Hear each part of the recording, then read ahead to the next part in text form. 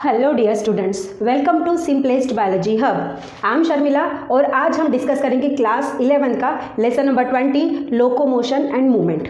Okay, so firstly locomotion होती क्या है और मूवमेंट क्या होती है ना। So locomotion is nothing but changing of place. Changing of place means if the one organisms are moved from their place to the another place, that part we call the locomotion। अब मैं simply यहाँ पे खड़ी हूँ बेटा, मैं board के इस साइड से आ गई हूँ, तो मैंने यहाँ पे अपनी प्लेस चेंज करी। पहले मेरी प्लेस वो थी, अब मेरी प्लेस ये है, तो that condition we called locomotion. इस चीज़ को हम बोलते हैं लोकोमोशन। लोकोमोशन के लिए हेल्प क्या कर रहा है मेरे लिए? मेरे पैर, my limbs are helpful for that. And the second concept is movement. Movement में simply changing of the area, not area बोलेंगे हम, चेंजिंग ऑफ द प्लेस नहीं बोल सकते यहाँ पे। एक्चुअली मूवमेंट मीन्स वहाँ पे वहाँ जो हो रहा है आपका, डेफिनेशन में क्या बोलेंगे हम उसको? हाँ, हम ये बोल सकते हैं movement on place, movement on place. यहाँ पे चेंजिंग ऑफ द प्लेस आ जाएगा लोकोमोशन में। मूवमेंट में movement of the place means I am talking with you, तो मेरे कंटिन्यूसली हाथ हिल रहे हैं, तो ये मूवमेंट है। आईलिड आपकी हिलती है, तो वो मूवमेंट है। प्लांट की अगर बात करेंगे तो प्लांट्स अपनी लीव्स, उनकी ब्रांचेस, ये कंटिन्यूसली मूवमेंट करती है, बट प्लांट लोकोमोशन नहीं करता। सो लोकोमोशन ये सिर्फ एनिमल कैटेगरी से रिलेटेड है, और movement locomotion and movement both the things are related to the animal. Animal movement भी कर सकते हैं, लोकोमोशन भी कर सकते हैं, but whenever we talk about the plant, तो प्लांट सिर्फ आपकी मूवमेंट करेंगे बेटा। Okay, so what is the need of locomotion? Movement को भी देखते हैं। What is the need of locomotion? एक जगह से दूसरे जगह जाने के लिए ऑर्गेनिज्म के लिए ज़रूरत क्या है? फर्स्ट है सर्च ऑफ फूड। अगर हम एक ही जगह पर बैठे रहे, एक ही जगह पे स्टेबल है, तो फूड मटेरियल तो कोई ला के देगा नहीं है ना। हर्बीवोरस है तो उसको भी फूड मटेरियल सर्च करके ले जाना पड़ेगा, कार्निवोरस को भी अपना फूड मटेरियल सर्च करने के लिए जाना पड़ेगा। तो for the searching of the food, birds and so many things, even the human being also move here and there for the searching of the food. Human being भी locomotion करता है searching of the food के लिए। Second है shelter. रहने के लिए जगह ढूंढनी पड़ती है, तो रहने के लिए जगह ढूंढने के लिए भी उसको लोकोमोशन करना रहता है। Third mating. लोअर ऑर्गेनिजम्स में अपना पार्टनर ढूंढने के लिए भी उनको लोकोमोशन करना पड़ता है, that condition we called mating. That condition sexual contact करने के लिए भी उनको मूवमेंट करना पड़ता है। Then suitable environmental condition. Suitable environmental condition means कोई भी ऑर्गेनिज्म एक पर्टिकुलर एरिया में रह रहा है या पर्टिकुलर हैबिटेट में रह रहा है, और कुछ एडवर्स इफेक्ट उस इन्वायरमेंट में हो गए। हमें पता है कि सीजन्स होते हैं बेटा, समर सीजन है, विंटर सीजन है या रेनी सीजन है, और अगर पर्टिकुलर सीजन उस पर्टिकुलर ऑर्गेनिज्म के लिए हेल्पफुल नहीं है, तो वो उस सीजन में माइग्रेशन, ये वर्ड आपने पहले पढ़ा है कि साइबेरियन क्रेन जो है साइबेरिया रीजन से राजस्थान के भरतपुर रीजन में माइग्रेशन करता है, बिकॉज साइबेरिया में विंटर सीजन में बहुत ज़्यादा ठंड पड़ती है, तो ठंड से बचाने के लिए, अपने आप को बचाने के लिए वो माइग्रेशन करते हैं। तो सुटेबल इन्वायरमेंटल कंडीशन खोजने के लिए वो माइग्रेशन कर रहे हैं। Migration is nothing but the part of the locomotion. और क्या कहेंगे हम? और क्या है? Escape from the predator.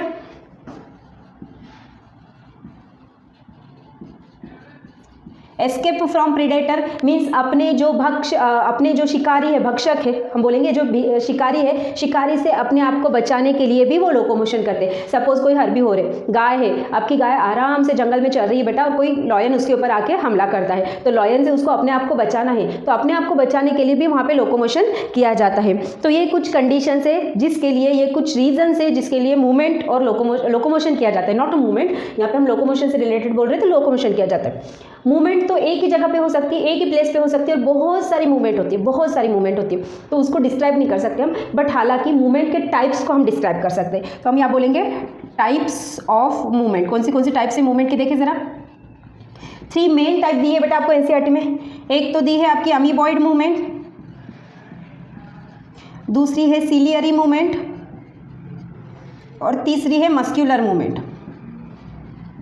Okay, one by one देखते हैं। अमीबॉइड मूवमेंट, अमीबा क्या है, यूनिसेलुलर ऑर्गेनिज्म है, और यूनिसेलुलर ऑर्गेनिज्म में उसके पास किसी भी तरह की कोई लिम्ब नहीं है लोकोमोशन करने के लिए, मूवमेंट करने के लिए। तो वो अपनी मूवमेंट या अपना लोकोमोशन किसके थ्रू करता है? अमीबा का बॉडी सर्फेस कैसा बेटा? इरेगुलर बॉडी सर्फेस है, there is no shape and size, और जब उसको मूव करना है आगे तो वो क्या करेगा? अपनी बॉडी का ऐसे सीडोपोडिया बनाएगा, ऐसे फॉल्स फीट बनाएगा जिसे सीडोपोडिया कहा जाता है। स्पेलिंग रॉन्ग हो गई, pseudopodia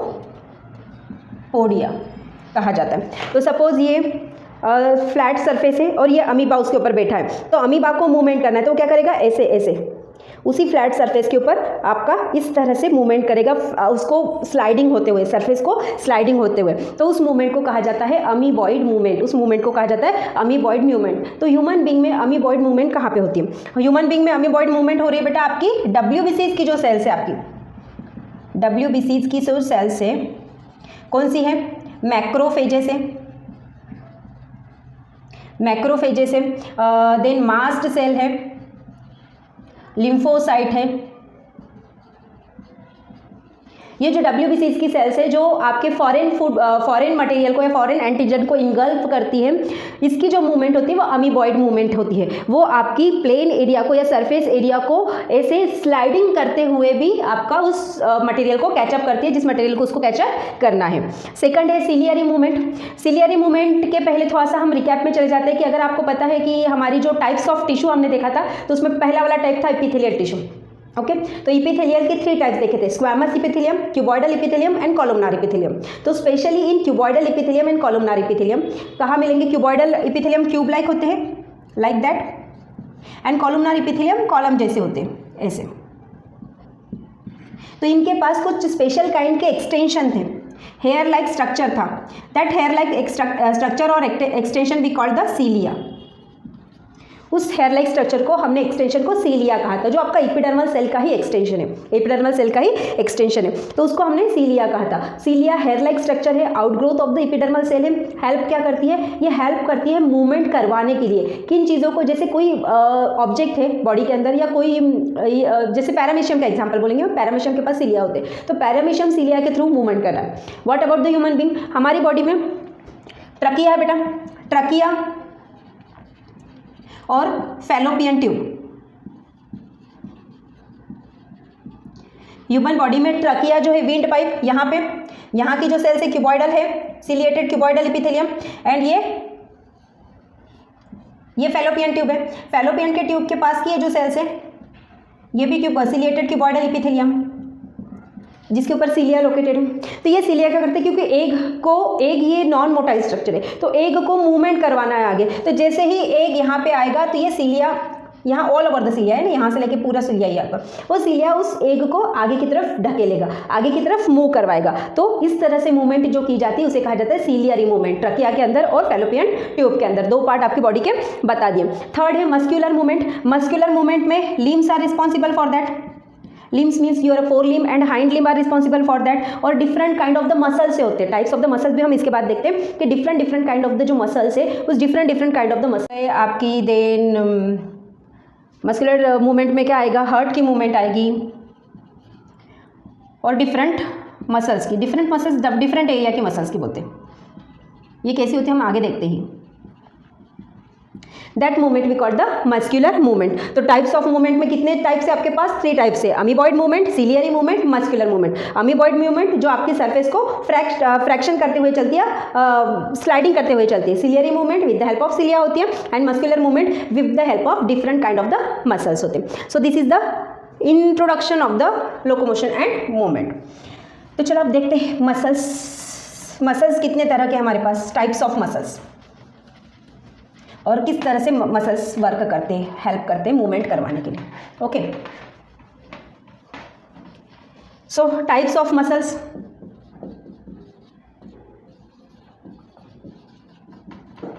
three types of the muscles है बेटा हमारे पास।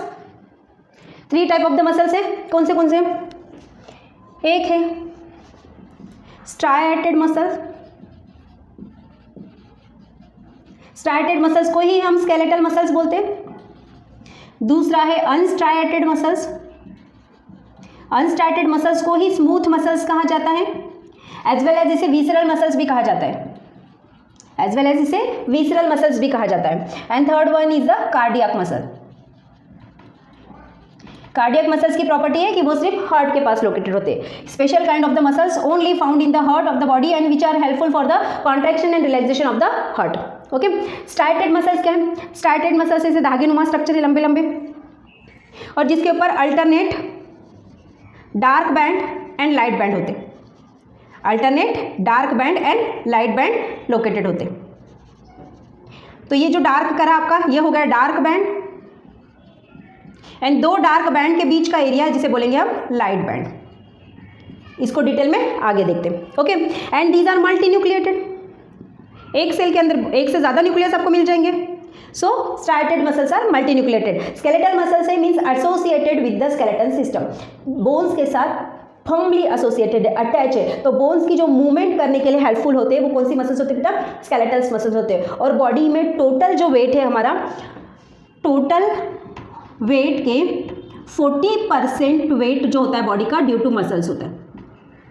टोटल वेट के 40% वेट जो होता है ड्यू टू मसल्स होता है। एंड स्केलेटल मसल्स सबसे ज़्यादा क्वांटिटी में पाई जाती है। Near about 700 types of the skeletal muscles आपकी बॉडी में देखने को मिलती है। ओके, देन सेकंड है striated muscles, unstriated muscles. Unstriated muscles को हम स्मूथ मसल भी बोलेंगे, इसे हम विसरल मसल्स भी बोलेंगे। स्मूथ मसल्स कैसी हो?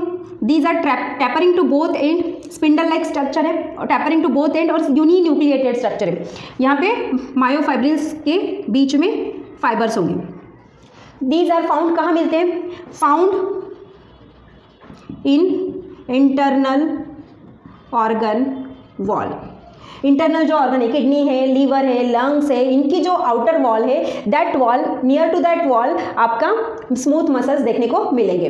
दीज, यहाँ पे एक वन मोर थिंग कि स्ट्राइटेड मसल्स बेटा आपकी वॉलुंटरी मसल्स है। वॉलुंटरी मसल्स है मीन्स इसकी एक्शन आपकी वॉलुंटरी है। एक्शन वॉलुंटरी मीन्स हमारी इच्छा होगी तो हम उसको यूटिलाइज करेंगे या मूवमेंट करवाएंगे, नहीं इच्छा होगी तो हम उसको कंट्रोल कर सकते हैं। अनस्ट्राइटेड मसल्स इनवॉलुंटरी है। इनवॉलुंटरी है मीन्स हम उसकी मूवमेंट को कंट्रोल नहीं कर सकते। आपके पेट में खाना गया तो आप स्टमक को ये नहीं बोल सकते कि बेटा डाइजेस्ट मत हो, अभी मेरी इच्छा नहीं डाइजेशन करवाने की, उसको तो करना ही है। तो इनवॉलुंटरी एक्शन है ना, जिस एक्शन को हम कंट्रोल नहीं कर सकते उस मस्कुलर एक्शन को हम बोलते हैं इनवॉलुंटरी मस्कुलर एक्शन। थर्ड है कार्डियक मसल्स। कार्डियक मसल्स थोड़ी बहुत आपकी स्केलेटल मसल्स जैसे दिखाई देती है, बट डिफरेंस ये है कि कार्डियक मसल्स ब्रांच्ड होती है, स्टार्टेड मसल्स अनब्रांच्ड होती है। कार्डियक मसल्स ऐसे बहुत सारी फाइबर्स मिलकर ब्रांचिंग क्रिएट करती हैं। It is also contain the alternate dark and light band. इसके पास भी alternate dark and light band होते हैं इस तरह से। And it is uninucleated. इसके पास हालांकि न्यूक्लियस एक ही होता है, जैसे स्टार्टेड के पास मल्टी न्यूक्लिएटेड है, ये यूनी न्यूक्लिएटेड है। And these are also इनवॉलुंटरी।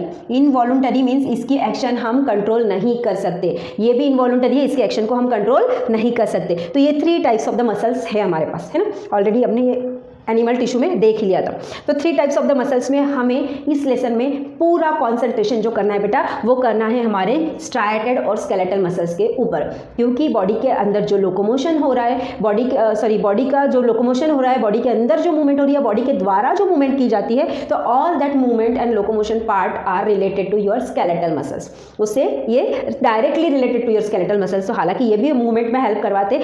आपका जो पंपिंग ऑफ द हार्ट होता है या contraction and relaxation of the heart cardiac muscles के द्वारा होता है, तो वो भी एक तरह की मूवमेंट ही है। देन इंटरनल बॉडी ऑर्गन की जो मूवमेंट होती है वो स्मूथ मसल्स के थ्रू हो रही है, तो वो भी एक तरह की मूवमेंट ही है। बट हमें टोटल कॉन्सेंट्रेशन यहाँ पे स्ट्राइटेड मसल्स के ऊपर करना है। तो थोड़ा सा डिटेल देखते हैं कि स्ट्राइटेड मसल्स का सेल का स्ट्रक्चर एक्चुअली कैसे दिखता है। ये तो हमने देखा है कि इसका इस तरह से स्ट्रक्चर है, बट और डिटेल कैसे दिखता है। स्ट्राइटेड मसल्स का स्ट्रक्चर देखने से पहले हम देखते हैं कि स्पेशल प्रॉपर्टीज ऑफ मसल्स क्या है।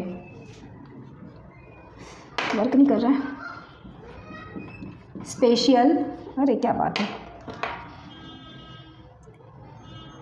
Properties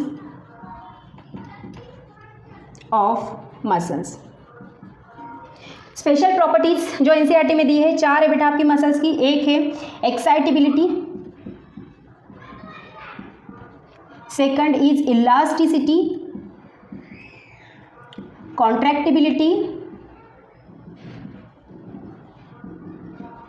and extensibility. 3E and 1C, इस तरह से ध्यान रख सकते हैं हम। 3E and 1C, 3E से means excitability, elasticity and extensibility, and 1 is contractibility. क्या होती है? एक्साइटेबिलिटी, उत्तेजित होना, उत्तेजन क्रिएट करना है, तो हमारी मसल्स उत्तेजित होके कुछ मूवमेंट करवाती है, एक्साइट हो जाती है, जिसके थ्रू उसके कुछ मूवमेंट होते हैं, तो उत्तेजित होते हैं, that's why we call the excitability is the one of the property of the muscle cell. Second है इलास्टिसिटी, हम मसल्स को इलास्ट कर सकते हैं, हम क्या बोलेंगे, मसल्स को खींच सकते हैं, है ना, खींचने की प्रॉपर्टी उसके पास है, और फिर छोड़ने के बाद ओरिजिनल पोजीशन पे भी आ जाएगी, तो ये प्रॉपर्टी हो गई उसकी इलास्टिसिटी प्रॉपर्टी। कॉन्ट्रैक्टिबिलिटी, हम उसको प्रेस कर सकते हैं और उसके एरिया को कम कर सकते हैं। इलास्टिसिटी में हम उसका एरिया बढ़ा देंगे खींचने के बाद, कॉन्ट्रैक्टिबिलिटी में हम क्या करेंगे, उसको प्रेस करके उसका एरिया कम भी कर सकते हैं, तो ये भी एबिलिटी उसके पास है। एंड नेक्स्ट है extensibility, again same property extensibility, हम उसको एक्सटाइट कर सकते हैं, एक्सटेंशन कर सकते हैं, खींच के उसको लंबा कर सकते हैं। इलास्टिसिटी और एक्सटेंसिबिलिटी थोड़ी बहुत एक साथ हो जाती है, बट इलास्टिसिटी को हम उसकी बोल सकते हैं फ्लेक्सिबिलिटी भी बोल सकते हैं, है ना, इलास्टिसिटी को हम उसकी फ्लेक्सिबिलिटी भी बोल सकते हैं। एंड एक्सटेंसिबिलिटी मीन्स अगर हम उसको खींचते हैं तो वो आपकी रबर बैंड की तरह मूव करती है, तो ये कुछ स्पेशल प्रॉपर्टीज़ है आपकी मसल्स की जो उसकी मूवमेंट के लिए हेल्पफुल होती है। Okay, now we see the structure of skeletal muscles. Skeletal muscles का जो नॉर्मल स्ट्रक्चर देखा था, जो जनरल प्रॉपर्टीज थी, वो तो हमने देखा था कैसी है बेटा, अनब्रांच्ड स्ट्रक्चर है, मल्टी न्यूक्लिएटेड है by the alternate dark and light band. Okay, तो हमने सपोज ये एक मसल्स को बाहर निकाला, स्टार्टेड मसल्स को, तो मुझे कुछ इस तरह से दिखाई देगा। उस मसल्स के अंदर आपको छोटे छोटे बंडल्स दिखाई देंगे, उस मसल्स के अंदर छोटे छोटे बंडल्स दिखाई देंगे, उसे हम बोलेंगे मस्क्यूलर बंडल और मसल्स बंडल, उसे हम बोलेंगे मसल बंडल। ये मसल सेल है, वो मसल सेल। तो मस्कुलर बंडल के अंदर भी आपको और छोटे छोटे बंडल्स दिखाई देंगे, इसके अंदर भी आपको और छोटे छोटे बंडल्स दिखाई देंगे, दैट वी कॉल्ड मायोफाइब्रिल, और हम इसे बोलेंगे muscle fibre, that we called myofibril और मसल फाइबर। तो मसल फाइबर सबसे स्मॉलेस्ट, हम ऐसा बोल सकते हैं the smallest unit of the muscle is myofibrils और मसल फाइबर, जिसके बंडल्स मसल्स के अंदर होते हैं। तो मसल्स बंडल को हमने यहाँ पे बोला फेसिकल, मसल्स बंडल को यहाँ पे बोला फेसिकल।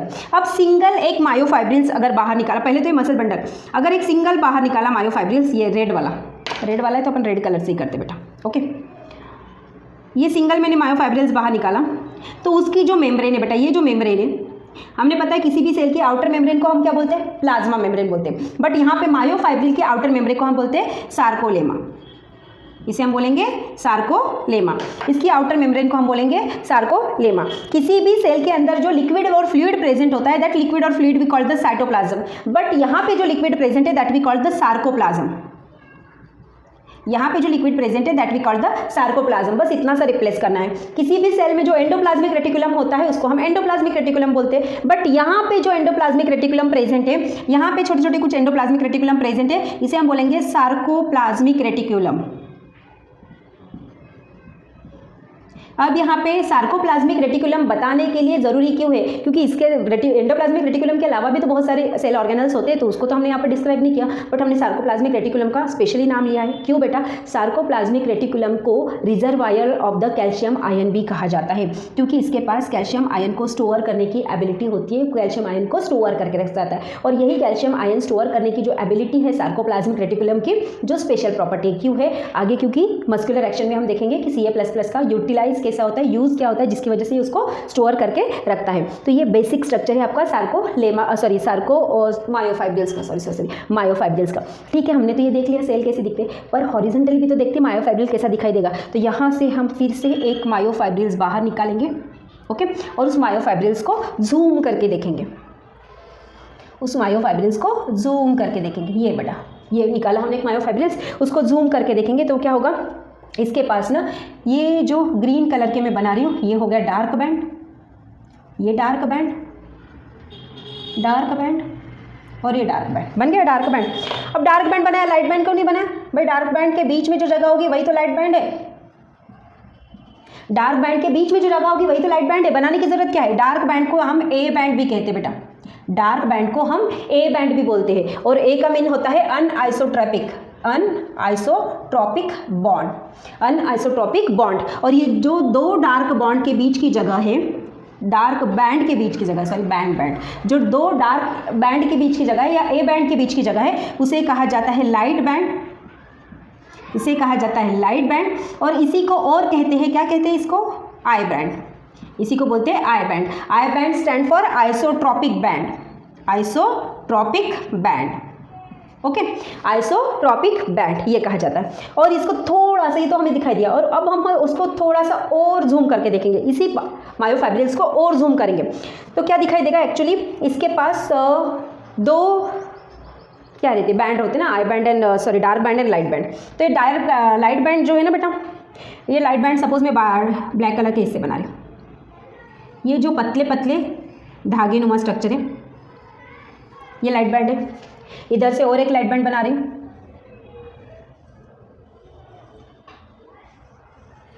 ओके, और यहाँ से और एक लाइट बैंड बना रही हूँ। अब ये जो लाइट बैंड है वो आपस में एक पतली सी लाइन से जुड़ा रहता है। मैंने जोड़ा नहीं, इसको यहाँ पे जोड़ना पड़ेगा, है ना, ये चलो इसके साथ जोड़ देती हूँ। जोड़ा नहीं बोलेंगे हम, फिर से ड्रॉ करिए बेटा। ये देखो, ये लाइट बैंड है, इस लाइट बैंड के बीच में से एक पतली सी लाइन गई है बेटा आपकी, इसे कहा जाता है जेड लाइन, इसे कहा जाता है जेड लाइन। इधर से भी आई बैंड एक बार से प्रॉपर से बना रही हूँ,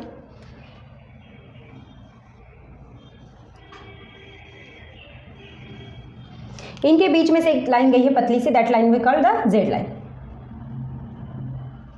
okay.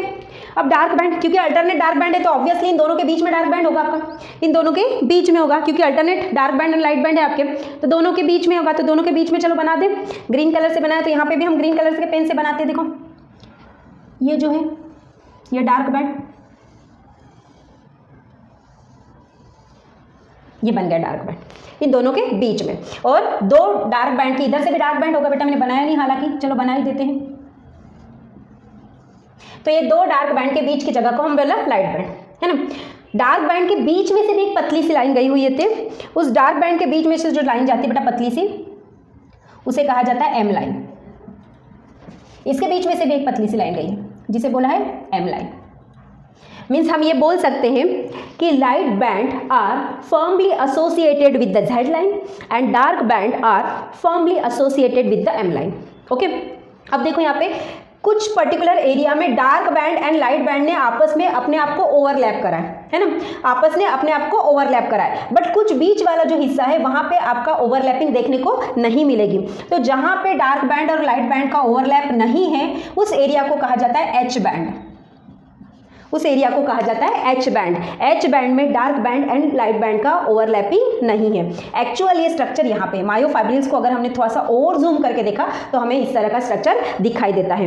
And between the two Z line area, जो दो जेड लाइन के बीच वाला एरिया है, कहाँ बोल रहा हूँ, ये दो जेड लाइन के बीच वाला जो एरिया है बेटा, इसे कहा जाता है सार्कोमियर, इसे कहा जाता है सार्कोमियर। एरिया बिटवीन, अरे यार एक भी पेन नहीं चल रहा है, area between two Z line is called sarcomere. और सार्कोमियर क्या है, sarcomere is the functional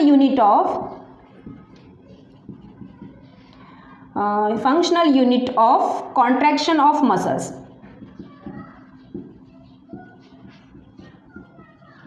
muscles जो कॉन्ट्रैक्शन होगा और रिलैक्सेशन होगा मसल्स का, तो एक्चुअली कॉन्ट्रैक्शन एंड रिलैक्सेशन की प्रोसेस होगी बेटा इस एच बैंड के पास, इस सार्कोमियर के पास, जो दो जेड लाइन के बीच का एरिया है, इस सार्कोमियर के पास आपका actual process of contraction of the muscles and relaxation of the muscles होती है। दैट्स वाई सार्कोमियर को आपका unit of the muscles contraction कहा जाता है। क्लियर? आई होप यहाँ तक आपको क्लियर हो गया होगा कि एक्चुअली एच जो आपकी स्केलेटल मसल्स है, स्केलेटल मसल्स का स्ट्रक्चर कैसा दिखाई देता है, ओके। ठीक है, स्केलेटल मसल्स कुछ आपके ऐसे दिखाई दे रहे हैं जिसके पास अल्टरनेट डार्क बैंड है, अल्टरनेट लाइट बैंड है। फिर से एक बार क्लियर कर रही हूँ, डार्क बैंड को आई बैंड कहा जाता है, सॉरी लाइट बैंड को आई बैंड कहा जाता है, डार्क बैंड को ए बैंड कहा जाता है, और जिस एरिया में आपका ओवरलैपिंग नहीं है डार्क बैंड की लाइट बैंड की, उस रीजन को एच कहा जाता है। लाइट बैंड के बीच में से एक फर्म लाइन जाती है जिसे जेड लाइन बोलते हैं हम, डार्क बैंड के बीच में से एक फर्म लाइन जाती है जिसे हम एम लाइन बोलते हैं। And both the unit of the dark band and light band are closely associated और firmly associated with their respective line. Okay, यहाँ तक क्लियर। अब हमने तो ये कुछ रॉड शेप यहाँ पे बना दिया, बट ये रॉड शेप ही होते हैं क्या मसल्स? नहीं, ऐसे नहीं होते, है ना। मसल्स की cell F actin protein, okay, F actin protein कैसा है ये ब्लैक कलर का एक और एक रेड कलर का, ये दो चेन है और आपस में हेलिकल स्ट्रक्चर से बाइंड हुई है। दोनों एफ एक्टिन की ही चेन है और इसका जो सिंगल पार्ट है जिसे हमने जी कहा और उसे मोनोमर कहा जाता है। तो मोनोमर बाइंड होकर पॉलीमर बनता है, एफ एक्टिन का पॉलीमर है और उसकी दो चेन आपस में उनने हेलिकल स्ट्रक्चर क्रिएट किया है। तो क्या ये दो ही रहती है क्या? नहीं, इस दो के अलावा भी इसके साथ और एक रहता है जो उसके साथ इसी तरह से हेलिकल स्ट्रक्चर के पैटर्न में बंद है या वुंडेड है। इसे कहा जाता है, ये हम यहाँ पे कर बनाते थे बेटा उसको,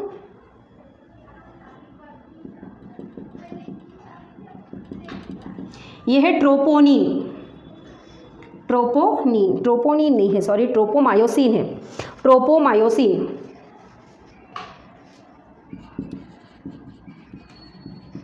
ट्रोपोमायोसिन। तो इस एक्टिन चेन के, एक्टिन प्रोटीन के पास और एक प्रोटीन का मॉलिक्यूल वुंडेड फॉर्म में है, हेलिकल स्ट्रक्चर उसने बनाया है, उसे ट्रोपोमायोसिन कहा जाता है। और ट्रोपोमायोसिन के ऊपर पर्टिकुलर जगह पे, ट्रोपोमायोसिन के ऊपर कुछ पर्टिकुलर डिस्टेंस के बाद ऐसे आपके ट्रोपोनिन प्रोटीन जुड़ा हुआ है, ट्रोपोनिन प्रोटीन जुड़ा हुआ है। तो हम क्या बोलेंगे बेटा, लाइट बैंड किसका बना है?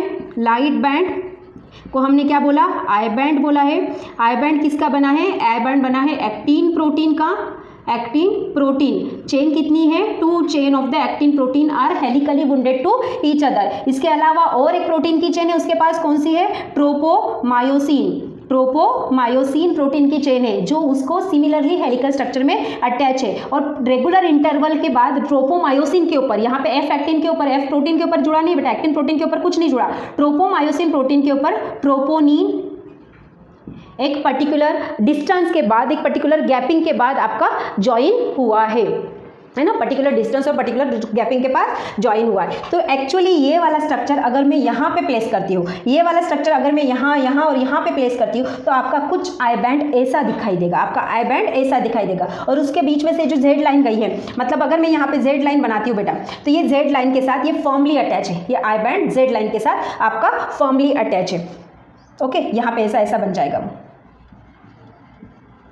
कोशिश करते हैं यहीं पे ड्रॉ करने की। ओके, और ये आपका ट्रोपोमायोनिन, ये भी इसके साथ, और ट्रोपोमायोसिन और ये ट्रोपोनिन उसके साथ जुड़ा है। तो कुछ ऐसा आपका इधर से भी स्ट्रक्चर सेम और उधर साइड से भी आपको स्ट्रक्चर दिखाई देगा। किसका है ये है आपका लाइट बैंड के प्रोटीन का, एक्टिव प्रोटीन है। ओके, इतना याद रखना। अब ये मायोसिन, सॉरी, डार्क बैंड कैसा दिखाई देता है? डार्क बैंड देखें हम, डार्क बैंड जो बना है वो बना है मायोसिन नाम के प्रोटीन का। डार्क बैंड बना है बेटा मायोसिन प्रोटीन का। ये मायोसिन प्रोटीन कैसा है? मायोसिन प्रोटीन के पास दो पार्ट है, मतलब एक ग्लोबुलर हेड है और एक आपकी लॉन्ग टेल है। ग्लोबुलर हेड है और लॉन्ग टेल है, और एक मॉलिक्यूल से आपका, दो मॉलिक्यूल से, और उसकी जो टेल है, टेल ने आपस में हेलिकल स्ट्रक्चर किया है, इसके टेल ने आपस में हेलिकल स्ट्रक्चर क्रिएट किया है। डार्क बैंड मायोसिन प्रोटीन की बनी है। मायोसिन प्रोटीन के दो पार्ट है, ग्लोबुलर हेड और टेल, और इसके भी दो यूनिट है। दो यूनिट की जो टेल है आपस में कैसी है? हेलिकल स्ट्रक्चर बनाई। तो इसका जो पहला यूनिट है उसके पास दो साइट है बेटा, दो बाइंडिंग साइट है, एक ये साइट है और ये एक साइट है। सिमिलरली दूसरा जो यूनिट है उसके पास भी दो बाइंडिंग साइट है, मतलब कुछ दूसरा मॉलिक्यूल इसके साथ आके बाइंड होगा। तो कौन से वाले मॉलिक्यूल्स के पास क्या बाइंड होता है, जरा देखें। इसकी जो, ये देखो, ये वाली बाइंडिंग साइट, ये वाली बाइंडिंग साइट दोनों की है actin binding site, actin binding site, और ये है एटीपी बाइंडिंग साइट। ये है एटीपी बाइंडिंग साइट, ये भी है ना बेटा, ये भी आपकी यहाँ की, सॉरी, ये एक्टिन बाइंडिंग साइट है दोनों, और ये है आपकी एटीपी बाइंडिंग साइट।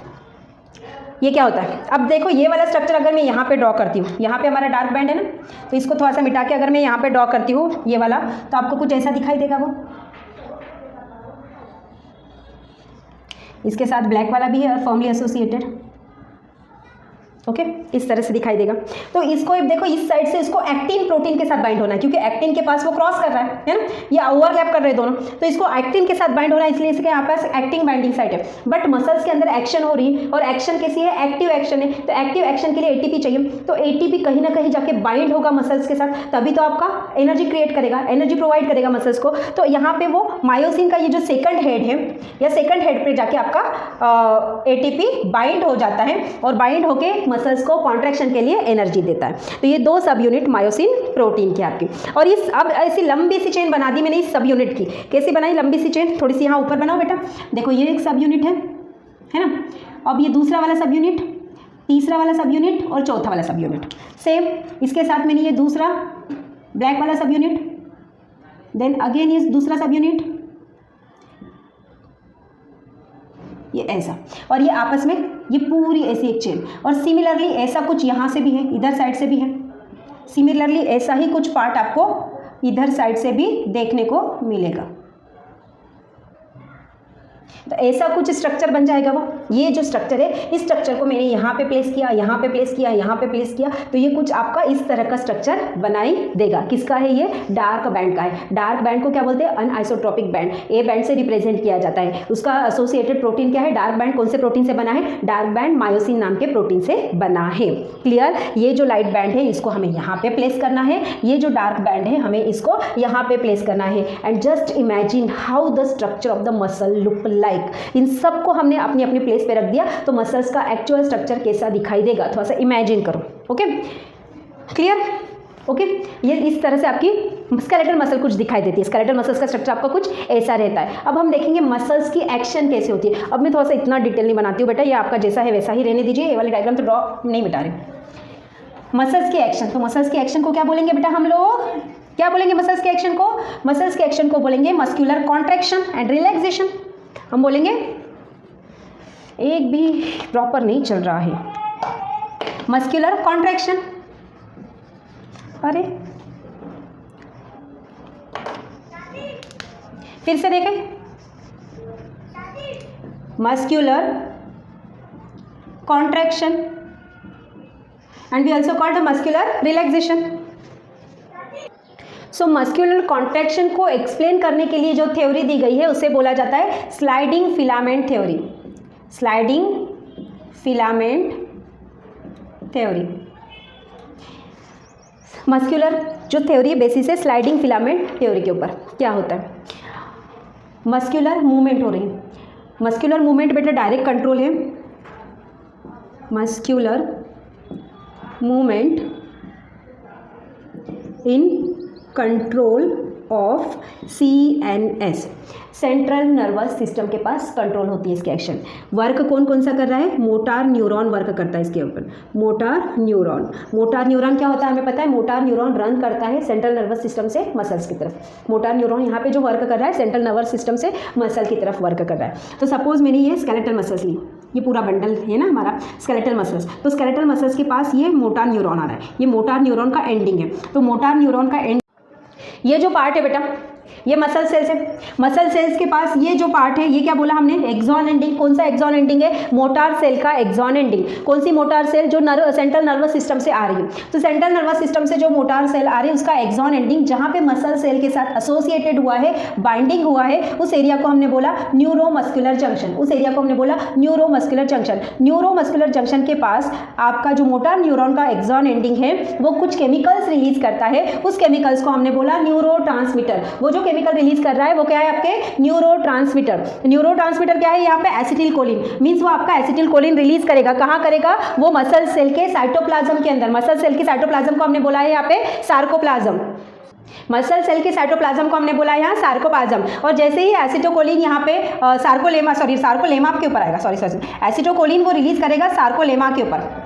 सार्कोलेमा के ऊपर। सार्कोलेमा क्या है बेटा? Sarcolemma is the membrane of the muscle, myofibrils, myofibrils की मेम्ब्रेन है। और जैसे ही एसिटिलकोलिन सार्कोलेमा के ऊपर आ जाएगा वो आपका calcium plus plus ion release करेगी सार्कोप्लाज्म के अंदर। सार्कोप्लाज्म के अंदर आपके calcium plus plus ion release हो जाएंगे और concentration of Ca plus plus ion inside the cytoplasm और इनसाइड द साइटोप्लाज्म इंक्रीजेस। और जैसे ही ये कैल्शियम आयन इंक्रीज हो जाएंगे, ये क्या हो जाएंगे, ये कैल्शियम आयन आके यहाँ पे जो ट्रोपोनिन है बेटा, ये जो रेड कलर के ट्रोपोनिन हमने बनाई है, आई बैंड को मिटा दूँ यहाँ से, ओके। ये जो रेड कलर के ट्रोपोनिन हमने बनाए, जो ट्रोपोमायोसिन को, ये ग्रीन कलर वाले एरिया को जुड़े हुए हैं, यहाँ पे आके आपका कैल्शियम आयन जाके बाइंड हो जाएगा। यहाँ पे आपका कैल्शियम आयन जाके बाइंड हो जाएगा। जैसे ही एक्टिन फिलामेंट के ट्रोपोनिन प्रोटीन के पास कैल्शियम आयन बाइंड हो गया, वैसे ही उसका जो हेड है मायोसिन का, जो एटीपी बाइंडिंग हेड है, मायोसिन का ये जो ब्लैक कलर का है, हमने बोला था एटीपी बाइंडिंग हेड, इस एटीपी बाइंडिंग हेड के साथ एक एटीपी आके बाइंड हो जाएगा। सपोज ये एटीपी आके यहाँ पे बाइंड हो गया और जैसे ही एटीपी आके बाइंड हो जाएगा, ये जो दूसरा एंड है जहाँ पे एक्टिन बाइंडिंग साइट थी, ये रेड कलर वाला, ये रेड कलर वाला जहाँ पे एक्टिन बाइंडिंग साइट थी, वो एक्टिन बाइंडिंग साइट वाला, इस एक्टिन जहाँ पे उसने क्रॉस करा है एक्टिन के साथ मायोसिन फिलामेंट जहाँ पे ओवरलैप हुए हैं, उसके एक एरिया को, एक ग्लोबुलिन को वो जाके अटैच हो जाएगा। तो वो वहाँ पे बनेगा आपका क्रॉस ब्रिज। कैसे बनता है थोड़ा सा देखिए हम। ये हमारा एक्टिन है, एक छोटी सी चेन बना रही बेटा, मैं बस छोटी सी चेन बना रही है ना। और ये इसके साथ ये ट्रोपोमायोसिन था और यहाँ पे आपका ट्रोपोनिन जुड़ा है, इसमें कैल्शियम आयन आ गया।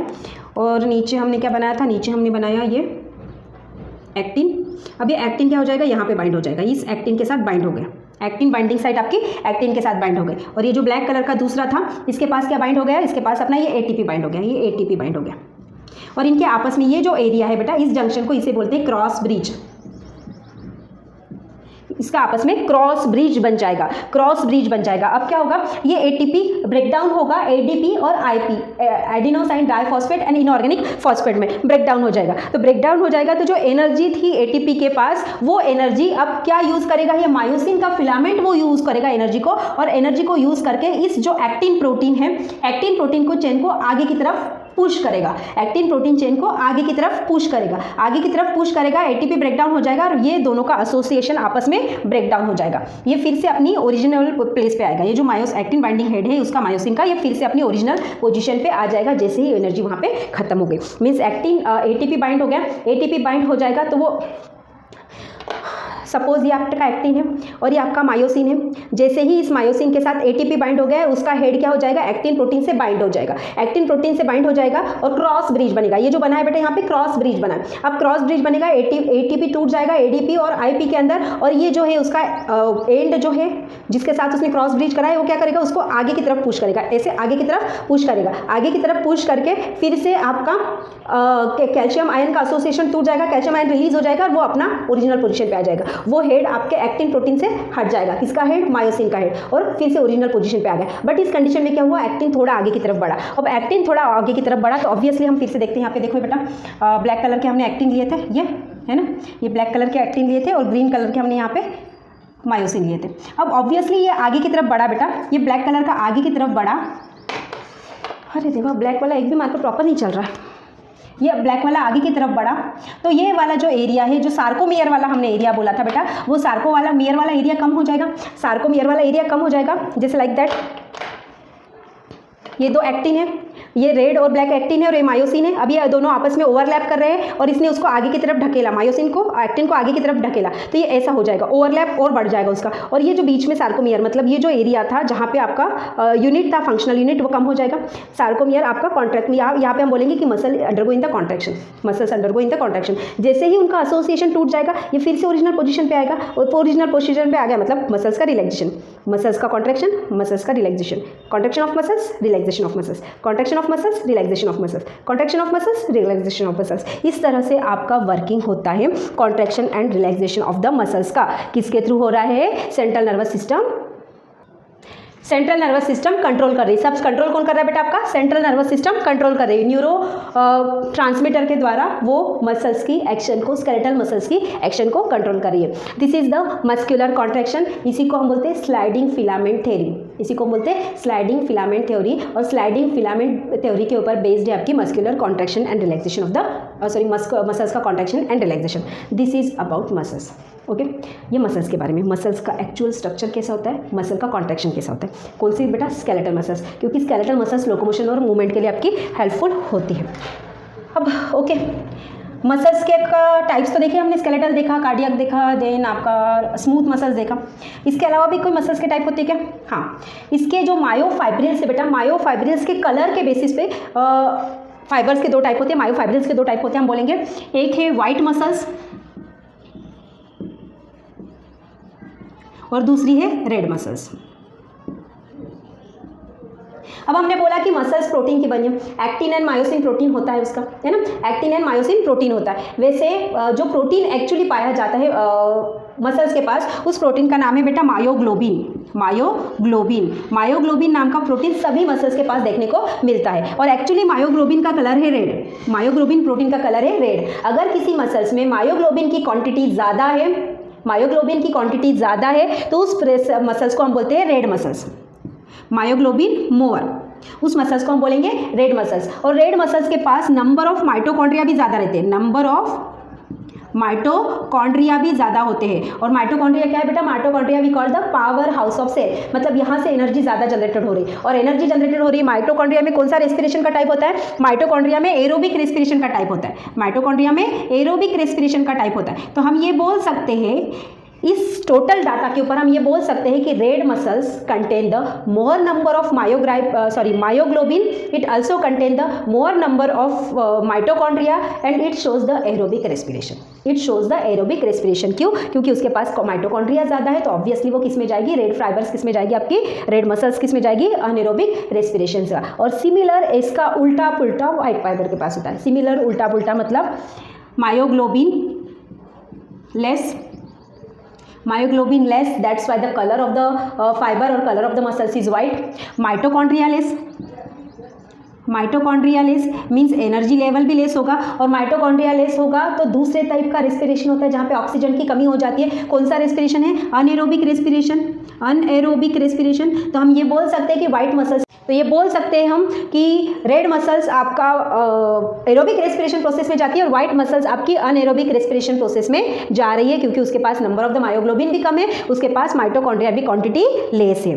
तो इसके बेसिस पे, इस प्रोटीन के बेसिस पे हमने मसल्स को दो टाइप में डिवाइड किया, white muscles and red muscles. White muscles के पास मायोग्लोबिन प्रोटीन कम क्वांटिटी में है, इसलिए व्हाइट कलर है। रेड मसल्स के पास मायोग्लोबिन प्रोटीन ज़्यादा क्वांटिटी में है, इसलिए रेड कलर है। Skeletal muscles near about 700 type की मिलती है। इसका जो कॉन्ट्रैक्शन यूनिट होता है जिसको सार्कोमियर बोलते हैं। एंड हाँ, वन मोर थिंग, मसल्स का कॉन्ट्रैक्शन है बेटा, मसल्स कॉन्ट्रैक्शन, उसके लिए टाइम पीरियड लगता है 0.049 सेकंड। सेल मस्कुलर कॉन्ट्रैक्शन होने के लिए 0.049 सेकंड। कभी कभी एमसीक्यू के लिए पूछा जा सकता है क्वेश्चन। याद रखना कि muscles contraction between the 0.049 second के अंदर ही आपका खत्म हो जाता है। ओके, देन उसकी आउटर कवरिंग को सार्कोलेमा कहा जाता है, उसके इनर जो मैट्रिक्स प्रेजेंट है उसे सार्कोप्लाज्म कहा जाता है, सार्कोप्लाज्मिक रेटिकुलम होता है। ये सब चीज़ें तो आपको यहाँ पे क्लियर कर ही दी है। और मसल्स के रिलेटेड ये जो हमने फाइबर्स का टाइप्स देखा था, red fibres and white fibres, इसके बेसिस पे भी उसको दो टाइप में डिवाइड किया गया है, दो कैटेगरीज में डिवाइड किया है। जो व्हाइट मसल्स का, व्हाइट फाइबर्स की कैटेगरी है, इसे कहा जाता है टेंडॉन। नहीं, व्हाइट फाइबर्स जैसे होते हैं, व्हाइट मसल्स नहीं, इसके टाइप है, मसल्स के ही दो टाइप है बेटा, एक है लिगामेंट और दूसरा है टेंडॉन। एक्चुअली हम इसको बोलते हैं कनेक्टिव टिश्यू। तो मसल भी तो आपकी कनेक्टिव टिश्यू है, मेसोडर्मल ओरिजिन है दोनों का, और लिगामेंट एंड टेंडॉन भी कनेक्टिव टिश्यू है, और ये आपके स्केलेटल मसल्स के साथ मिलके काम करते हैं, इसलिए इसको इसके स्केलेटल मसल्स के अंदर रखा गया। मिलके कैसे काम करते हैं देखो, लिगामेंट कहाँ प्रेजेंट होते हैं? सपोज ये एक बोन है आपकी और ये दूसरी बोन है ना, तो अब ये दो बोन को हमें ज्वाइन करना है आपस में। तो ये दो बोन को ज्वाइन करने का जो काम करता है, ये फाइब्रस लाइक स्ट्रक्चर क्रिएट करता है, फाइबर्स उसको ज्वाइन करते हैं, उस फाइबर्स को हम बोलते हैं लिगामेंट।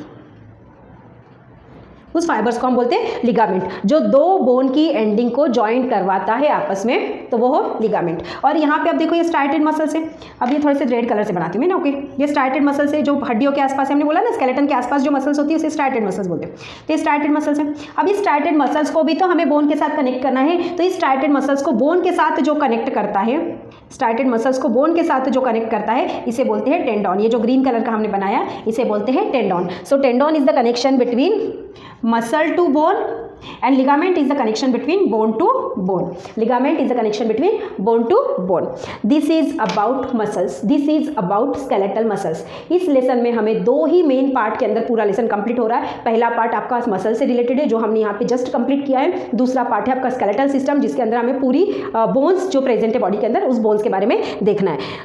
मसल्स वाला पार्ट क्लियर, ओके। हम अब नेक्स्ट वाले पार्ट की तरफ बढ़ते हैं। आई होप आपको ये पूरा प्रॉपर क्लियर हो गया होगा। Now we start the second part of this lesson beta. Second part of this lesson is the skeletal system.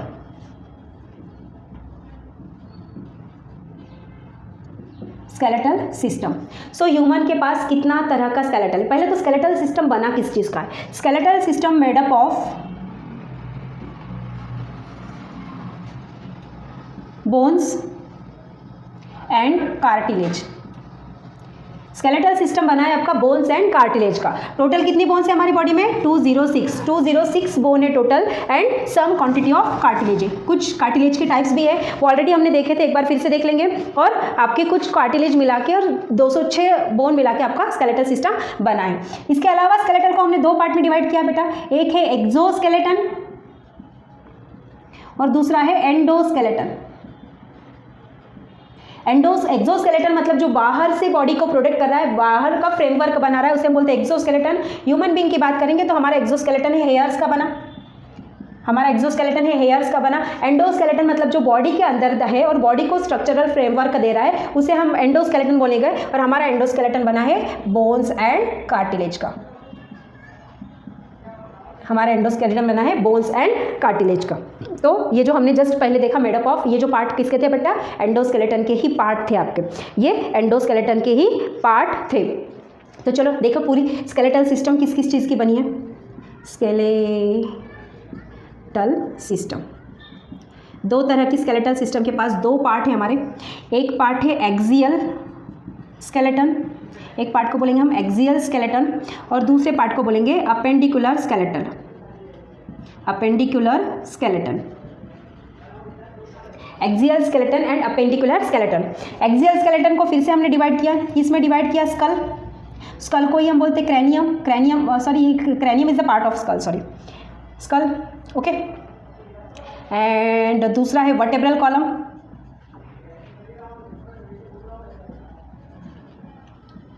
और तीसरा है स्टर्नम एंड रिब्स।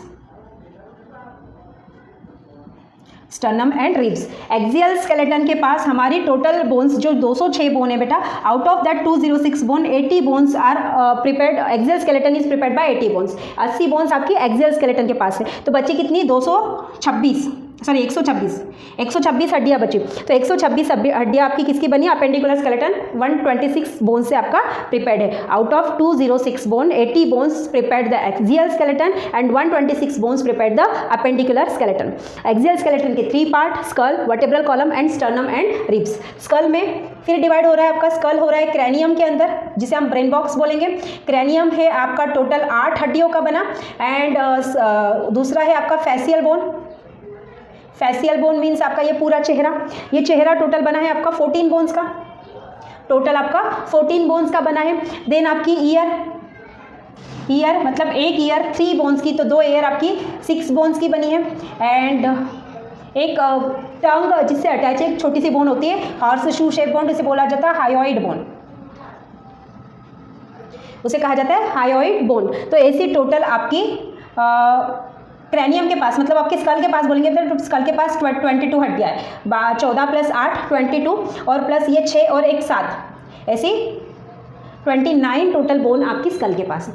29 मीन्स उसका आपका ये हेड पोर्शन का भी बोन्स आएगी और आपकी फेसियल बोन्स भी आएंगी। तो पूरा ये जो इतना पार्ट है बेटा, ऊपर वाला है ना, गर्दन के ऊपर वाला जो पार्ट बोलेंगे हम, तो ये पूरा स्कल, ये आपका टोटल बना है 29 बोन्स का।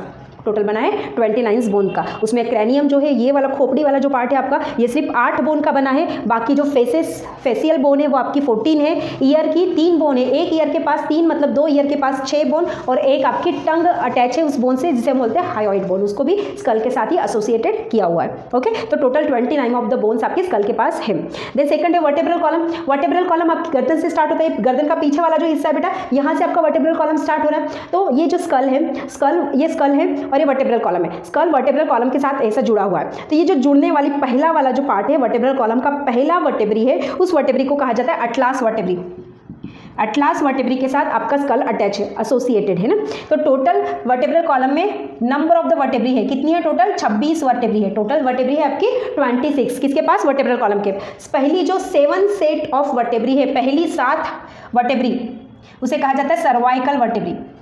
और सर्वाइकल वर्टेब्री टोटल कितनी है? 7 इन नंबर है। और कहाँ मिलती है? नेक रीजन में मिलती है। आपकी जो गर्दन है, हर एक ह्यूमन बींग के, सभी ह्यूमन बींग के, सभी ऑर्गेनिज्म के, सॉरी बेटा, सभी ह्यूमन बींग नहीं, सभी ऑर्गेनिज्म के जो है नेक पार्ट है, तो उसके पास सर्वाइकल वर्टेब्री 7 ही मिलेगी आपको। नेक पार्ट में सर्वाइकल वर्टेब्री 7 ही मिलेगी जो नेक पार्ट में लोकेटेड है। उसके नीचे की जो हमारा ये चेस्ट वाला पार्ट आता है, नेक के नीचे हमारा चेस्ट वाला पार्ट आता है ना, जिसे हम बोलते हैं थोरैसिक रीजन।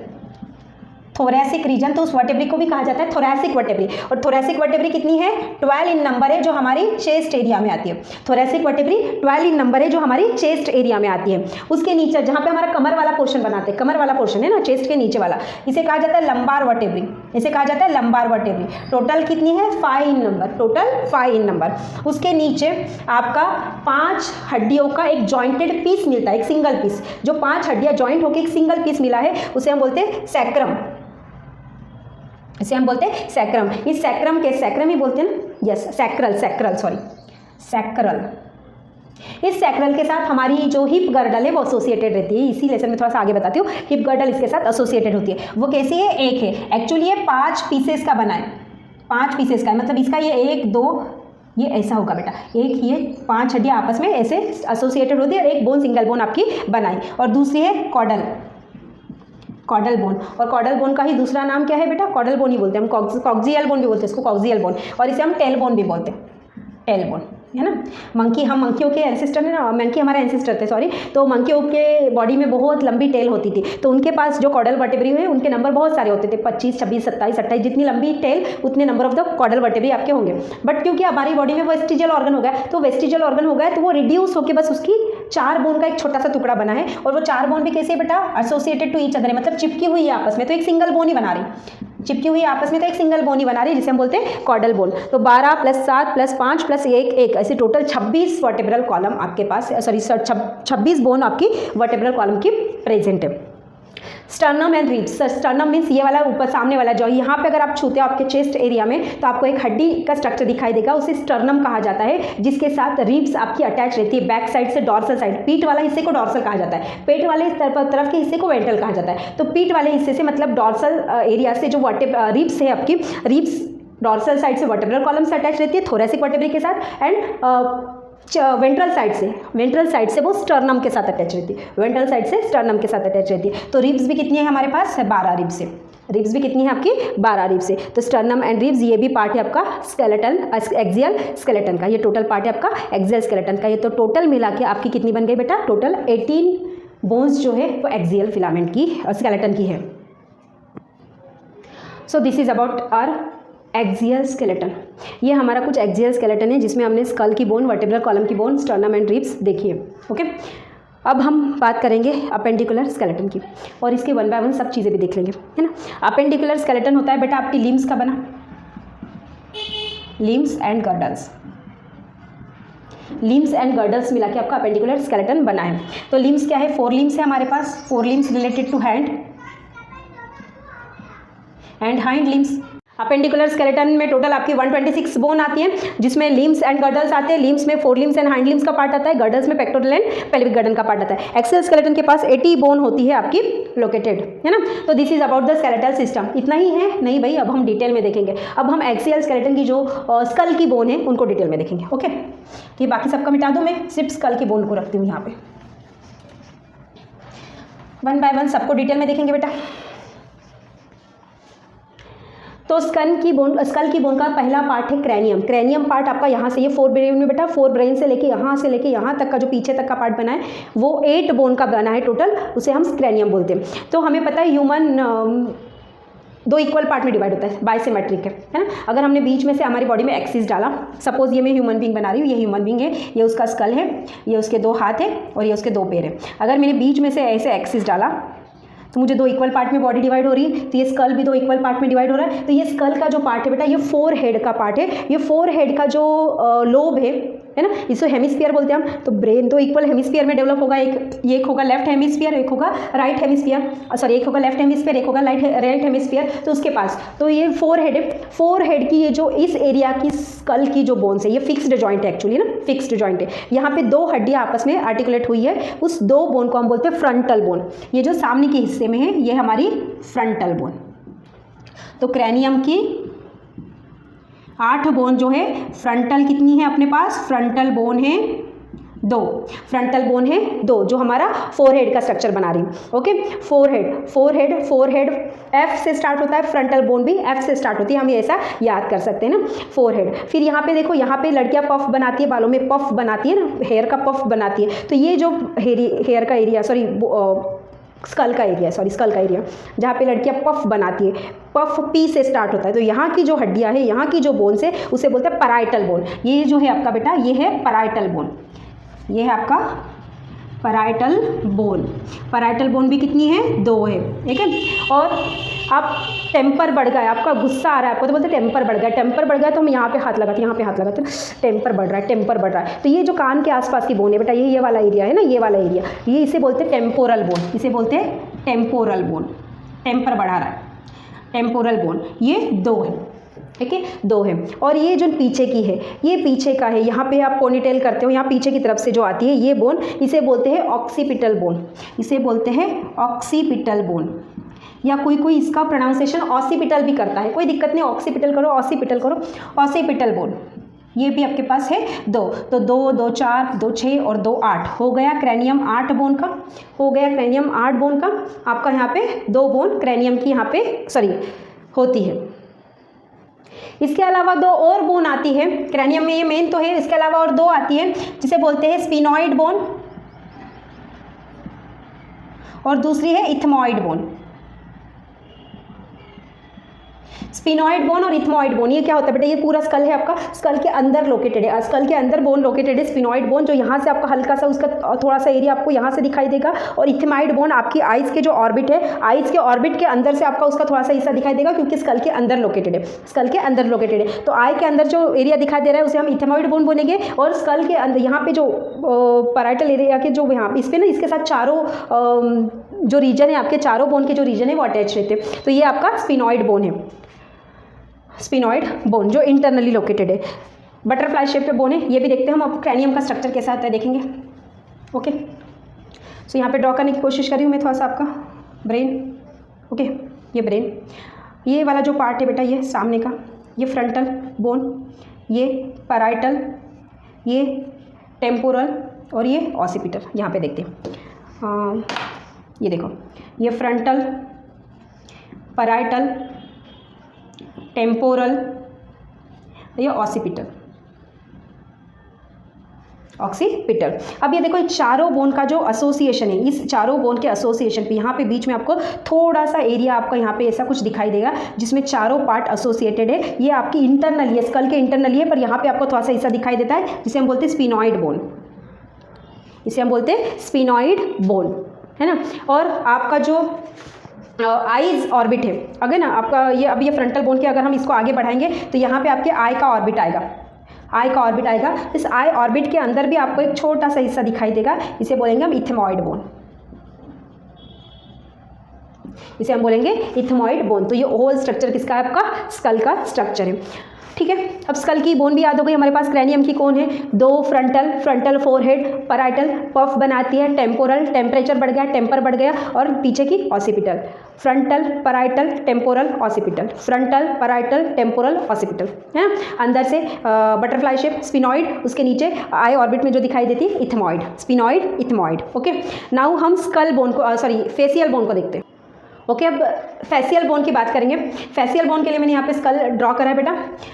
इसके साथ मैंने आपको यहाँ पे बताया था स्पिनॉइड बोन और इथेमॉइड बोन। स्पिनॉइड बोन आपका बटरफ्लाई शेप स्ट्रक्चर है ना, बटरफ्लाई शेप स्ट्रक्चर जो स्कल के अंदर इनर साइड लोकेटेड है।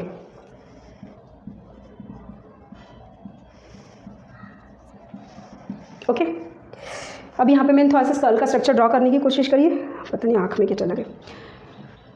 फेसियल बोन 14 है हमारे पास टोटल।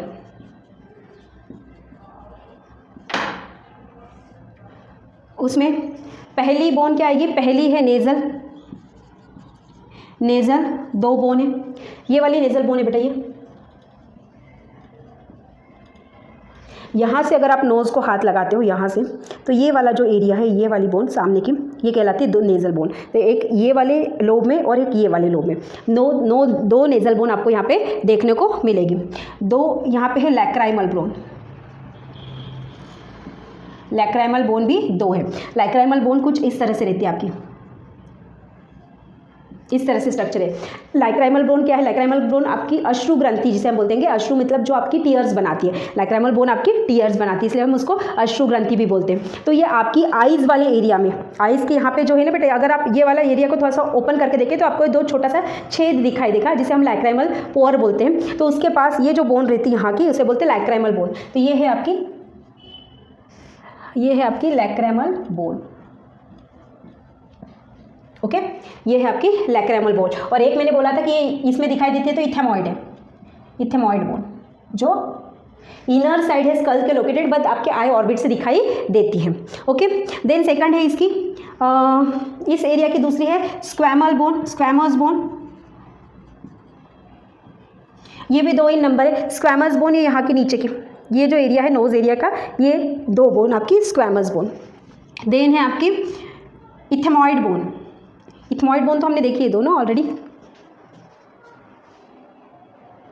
टर्बाइनल बोन, सॉरी, नेक्स्ट है आपकी टर्बाइनल बोन। इथेमॉइड तो हमने ऑलरेडी देखी, वो भी 2 इन नंबर है। टर्बाइनल बोन का दिखती बहुत सुंदर है बेटा, बहुत ही डेकोरेटिव स्ट्रक्चर है उसका।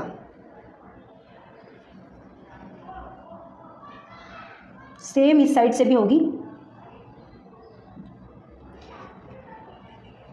ऐसे बहुत ही डेकोरेटिव स्ट्रक्चर के फॉर्म में आपकी ये लोकेटेड होती है।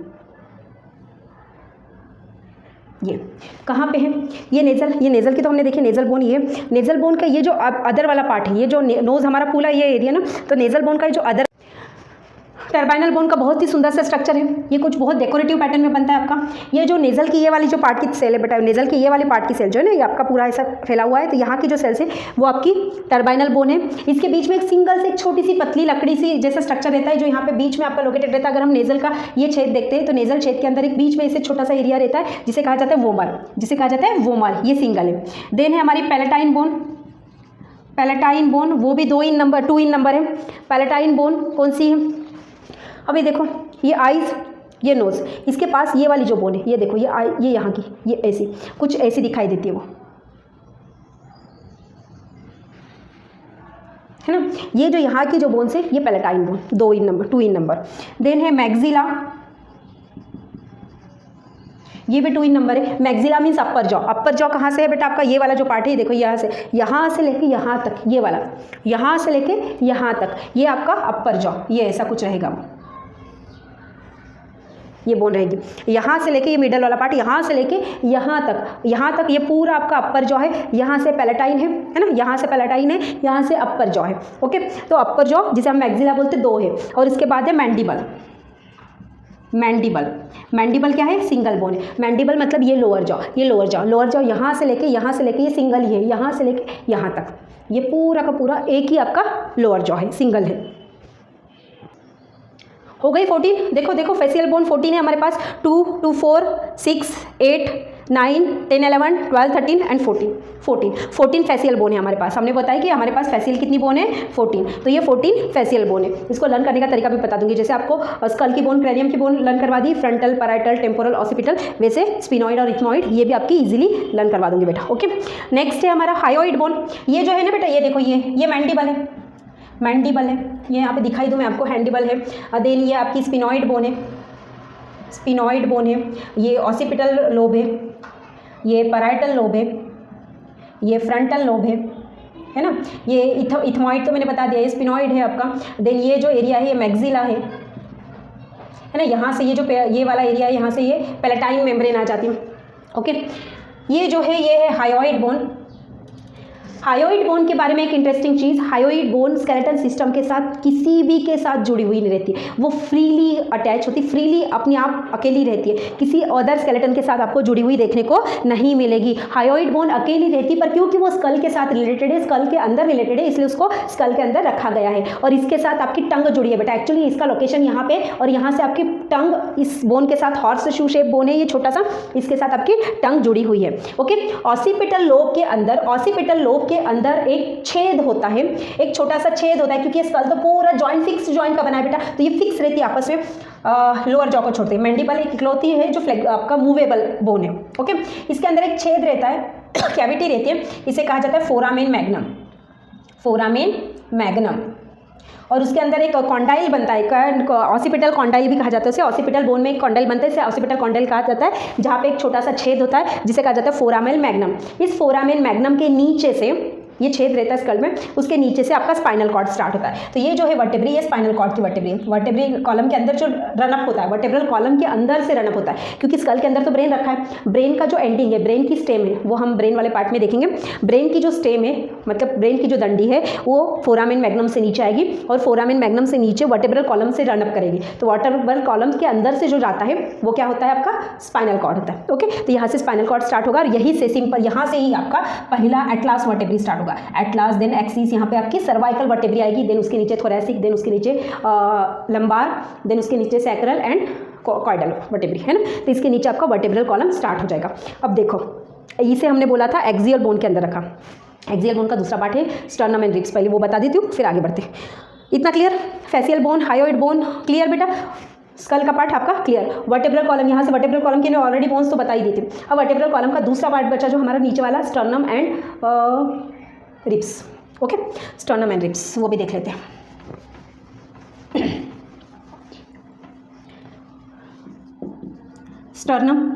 स्टर्नम थोरैसिक रीजन में लोकेटेड है, वेंट्रल साइड से, डॉर्सल साइड से तो हमारा वर्टेब्रल कॉलम है, वेंट्रल साइड से आपकी स्टर्नम है। ओके, स्टर्नम कैसे दिखाई देता है बेटा, कुछ ऐसा हेक्सागोनल स्ट्रक्चर आपका रहता है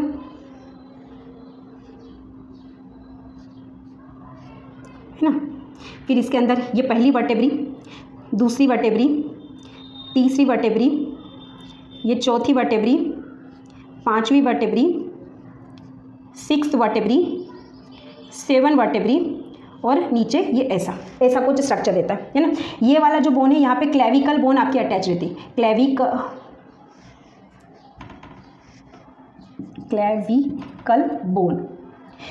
बोन ऐसी एस शेप बोन है बेटा, ये अपेंडिकुलर इसमें आती है, अपेंडिकुलर स्केलेटन में, वो हम देखेंगे। ये इसे हम ये देखो, ये आपकी ये वाली हड्डी जो है ना, इसे एस बोन, इसे बोन ऑफ ब्यूटी भी कहा जाता है। ये क्लेविकल इसके साथ अटैच रहती है। तो यहाँ पे जो अटैच रहती है क्लेविकल, जिसके साथ इसे बोलते हैं फोराम, नहीं क्या बोलते हैं उसको, कौन सा वाला रीजन बोलते हैं, देखो ज़रा, इसके पास 2 आर्टिकुलेशन साइड होती है, एक रिब्स के लिए है ना, रिब्स के लिए, और आपका अपेंडेजेस इसके लिए, क्लेविकल बोन के लिए 2 आर्टिकुलेशन से बाइसेफेलिक भी कहा जाता है। ओके, तो यहाँ पे ये देखो, यहाँ से फर्स्ट रिब जाएगी आपकी, ये first rib, second rib, third, fourth, fifth, sixth और 7th। ये 7th रिब सेम सिमिलरली इस तरह से होगा बेटे, पूरी चेस्ट कैविटी बनती है। सामने की तरफ से रिब्स आर एसोसिएटेड और attach with the sternum, sternum से अटैच है यहाँ पे सामने की तरफ से, और बैक साइड से वो थोरैसिक वर्टेब्री के साथ अटैच है। एक थोरैसिक, पहली थोरैसिक वर्टेब्री अटैच होगी यहाँ पहले वाले रिब से, फर्स्ट वाले रिब से, सेकंड थोरैसिक वर्टेब्री यहाँ second, third, fourth, fifth, sixth और 7। सो पहली 7 जो रिब्स है बेटा, first 7 ribs are called true ribs. True ribs क्यों कहा जाता है, बिकॉज वो सामने की तरफ से स्टर्नम से अटैच है और पीछे की तरफ से वर्टेब्रल कॉलम से अटैच है। सामने की तरफ से स्टर्नम से अटैच है, पीछे की तरफ से वर्टेब्रल कॉलम से अटैच है, इसलिए उसको ट्रू रिब्स कहा जाता है। पर 8, 9, 10, 11 एंड 12 है ना, उसमें से 8, 9, 10 के बारे में पहले डिस्कस करेंगे। 8, 9, 10 क्या होती है, 7th वाली वर्टेब्री है ना, इसके साथ ही जुड़ी रहती है। ये 8, है ना। ये 8 वर्टेब्री, ये 9 वर्टेब्री और ये 10 वर्टेब्री। ये 7 के साथ ही आर्टिकुलेशन किया रहता है इसमें। ये 7 हो गई, ये 8, 9 और 10, वो मतलब 7 के साथ एसोसिएटेड है, अटैच है कहाँ पे, स्टर्नम के साथ, और पीछे से तो आपके वर्टेब्रल कॉलम से अटैच है। तो इसलिए उसको 8, 9, 10 नंबर की जो वर्टेब्री है बेटा, 8, 9 एंड 10th रिब्स को, वर्टेब्री नहीं सॉरी, रिब्स को कहा जाता है फॉल्स रिब। फॉल्स रिब क्योंकि उनका डायरेक्ट अटैचमेंट आपका स्टर्नम के साथ नहीं होता, डायरेक्ट अटैचमेंट नहीं होता, वो 7 रिब्स के सहायता से, 7 रिब्स के हेल्प से वहाँ पे जुड़ी हुई है। और 9, 10th और 11th वाली जो वर्टेब्री, सॉरी 11th और 12th, ये 11th वर्टेब्री और ये 12th वर्टेब्री, ये 11th है और ये 12th vertebrae. 11th and 12th are called the 11th and 12th vertebrae are called floating vertebrae, floating ribs. अरे यार मैं वर्टेब्री बोल रही हूँ बार बार, ribs sorry. 11th and 12th ribs जो है आपकी फ्लोटिंग रिब्स है। फ्लोटिंग रिब्स मतलब वो सिर्फ पीछे की तरफ से आती है, बट आके स्टर्नम के साथ कोई एसोसिएशन या स्टर्नम के साथ कोई बाइंडिंग नहीं करती। ये जो नीचे की कैविटी है स्टर्नम की, इसे कहा जाता है जिपॉइड बोन। जिपॉइड बोन और जिपॉइड ओरिया वो जो थोड़ा सा ओपन है, जहाँ से आपकी कोई रिब्स अटैच नहीं होती है। 1st, 2nd, 3rd, 4th, 5th, 6th and 7 rib के बीच आपस में आर्टिकुलेट करता है कार्टिलेज के थ्रू, आपस में आर्टिकुलेट करता है कार्टिलेज के थ्रू, उसे कहा जाता है हाइलिन कार्टिलेज। आपस में ये जो रिब्स होती है बेटा कार्टिलेज से अटैच होती है, इसे हाइलिन कार्टिलेज कहा जाता है। तो स्टर्नम की जो ये पूरा चेस्ट कैविटी बनती है, हम इसे बोलते हैं चेस्ट कैविटी या थोरेसिक कैविटी। थोरेसिक कैविटी में ribs 12 number of ribs are there.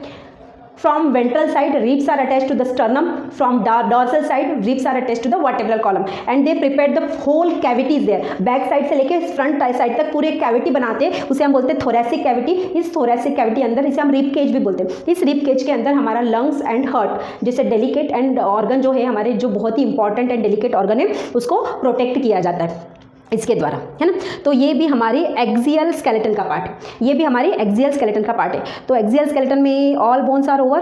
कुछ बचा है अपना, यस, अपनी ईयर बोन बची, ईयर बोन। ईयर के पास ये तो हालांकि आपका एक आगे लेसन है, उसमें तो मैं समझा ही दूंगी, पर बता दूँ ईयर की बोन।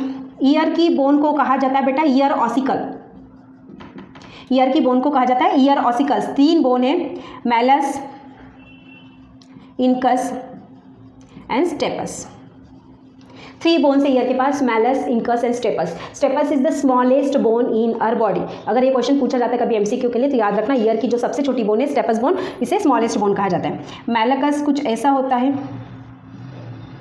शेप में, देन ये यहाँ से ये, देन ये इनकस, ये मैलकस, ये इनकस और स्टेपस ये छोटा सा, ये बेटा ये यहाँ से लेके ये यहाँ पे आपका टिम्फेनम जुड़ा रहता है, यहाँ पे बड़ा टिम्फेनम जुड़ा रहता है ना। तो ये छोटा सा पार्ट है, ये स्टेपस।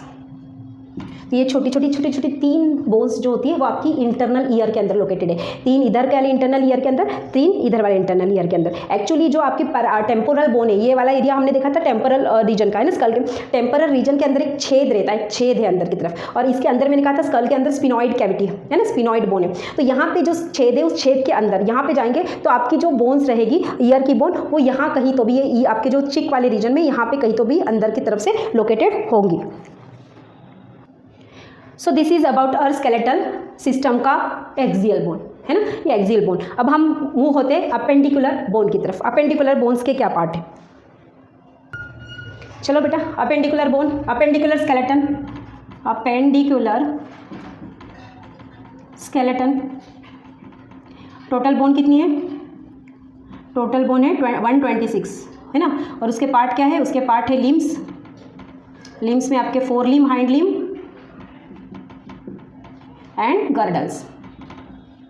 गर्डल्स 2 है, पेक्टोरल एंड पेल्विक। यहाँ तक हमने देखा था। तो सबसे पहले लिम्स की बात करें, लिम्स कौन सा, 4 लिम्स से स्टार्ट करें। 4 लिम्स कितने हैं, 2 है, जिसे हम बोलते हैं हाथ, 4 लिम्ब बोलते हैं हाथ। ओके, अब हमने देखा था ये स्टर्नम, चेस्ट कैविटी, ओके, और यहाँ पे क्लेविकल देखा था। क्लेविकल का अटैचमेंट एंड शोल्डर गर्डर का अटैचमेंट मैं आपको बता दूंगी अभी, जो गडल सिस्टम देखेंगे। लिम्स का जो पहला वाले बोन है, ये वाली जो बोन है बेटा, यहाँ से लेके यहाँ तक, है ना, यहाँ से लेके यहाँ तक 4 लिम्ब, और दूसरा क्या है हमारा हाइंड लिम्ब। अब बोन को हमें याद कैसे करना है, 4 लिम्ब की जो बोन है, ये वाली बोन, इस बोन को कहा जाता है ह्यूमरस। लॉन्ग बोन जो है फोर लिम्ब की, इसे कहा जाता है ह्यूमरस।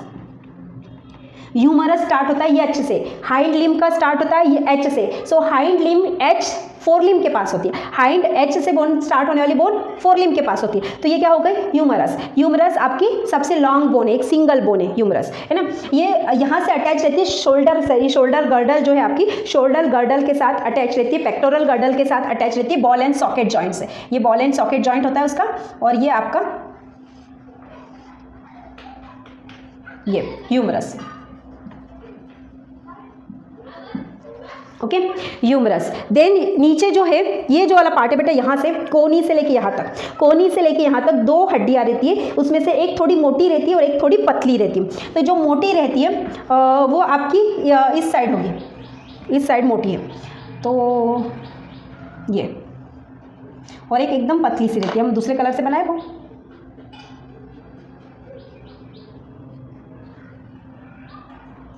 है ना। सो ये मोटी सी हड्डी इसे बोलेंगे हम रेडियस, और इस पतली सी को बोलेंगे ulna, radius and ulna. HRU, HRU या HUR, हुर, HUR, हुर। हुर किसके पास है, हैंड के पास है, हुर किसके पास है, हैंड के पास है। Humerus radius ulna, okay humerus radius ulna. Humerus कितना है, एक है, रेडियस अल्ना दो मिला के कितना है, दो है। देन ये जो वाला पार्ट है हमारा बेटा, ये वाला जो पार्ट है इसे हम बोलते हैं रीस्ट, है ना। तो ये रीस्ट वाला जो पार्ट है, यहाँ पे हड्डियों की 8 छोटी छोटी हड्डियाँ हैं, 8 छोटी छोटी हड्डियाँ हैं। तो ये देखो 1 2 3 4 5 6 7 और ये 8, ये 8 छोटी छोटी हड्डियाँ हैं। इसे हम बोलते हैं मेटा कार्पेल, मेटा कार्पेल ही बोलेंगे, कार्पेल सॉरी कार्पेल, इसे हम बोलेंगे कार्पेल या कार्पल्स, ओके। और ये देखो ये हमारा जो ये पाम वाला एरिया, यहाँ पे ये देखो ये वाला एक थंब के पास जा रही, एक ये वाली उंगली के पास, ये 5 फिंगर से हमारे पास तो 5 बनेगी है। तो 1 2 3 4 5, कार्पेल कितने टोटल 8। ये जो बोलते हैं इसे हम बोलते हैं Meta carpel, Meta carpel. Meta carpel कितनी है, 5, मेटा कार्पेल कितनी है, 5। और ये जो है फेलेंजेस, फेलेंजेस उंगलियाँ इसे फेलेंजेस बोलते हैं ना। तो अब देखो अंगूठे के पास तो 2 ही हड्डियाँ होती है, क्योंकि अंगूठे के 2 ही कन्वर्जन है, एक छोटा ये और एक ये छोटा। तो अंगूठा का सपोज ये हमारा अंगूठा है, तो यहाँ पे ये 2 बोन्स है ना, और बाकी जो रिमेनिंग 4 फिंगर्स है उस 4 फिंगर्स के पास 3 होती है, 1 2 3 1 2 3 1 2 3 1 2 3, ये फेलेंजेस। मतलब क्या होगा, 3 त्रिक 9, 3 चौक 12 13 14, 14 क्या होती है, फिंगर बोन। 14 कितनी हो गई, फिंगर बोन। और ये टोटल मिला के कितनी हो गई आपकी, 14 और 5 19, 19 और 8 27, ये टोटल हो गई आपकी 27, 28 29 और 30। मतलब टोटल 4 लिम्ब के पास कितनी बोन्स है, 30 बोन्स है। यही तो बोला था हमने, 30 एक हाथ में, 30 दूसरे हाथ में, 30 एक पैर में, 30 दूसरे पैर में, ये बोला था हमने, ये बोला था हमने। तो 4 लिम्स के पास 2 पेयर ऑफ 4 लिम्स है हमारे पास, एक 4 लिम्स के पास टोटल 30 बोन्स है। Humerus radius ulna, 8 carpals, 5 metacarpals and 14 fingers, okay 14 fingers.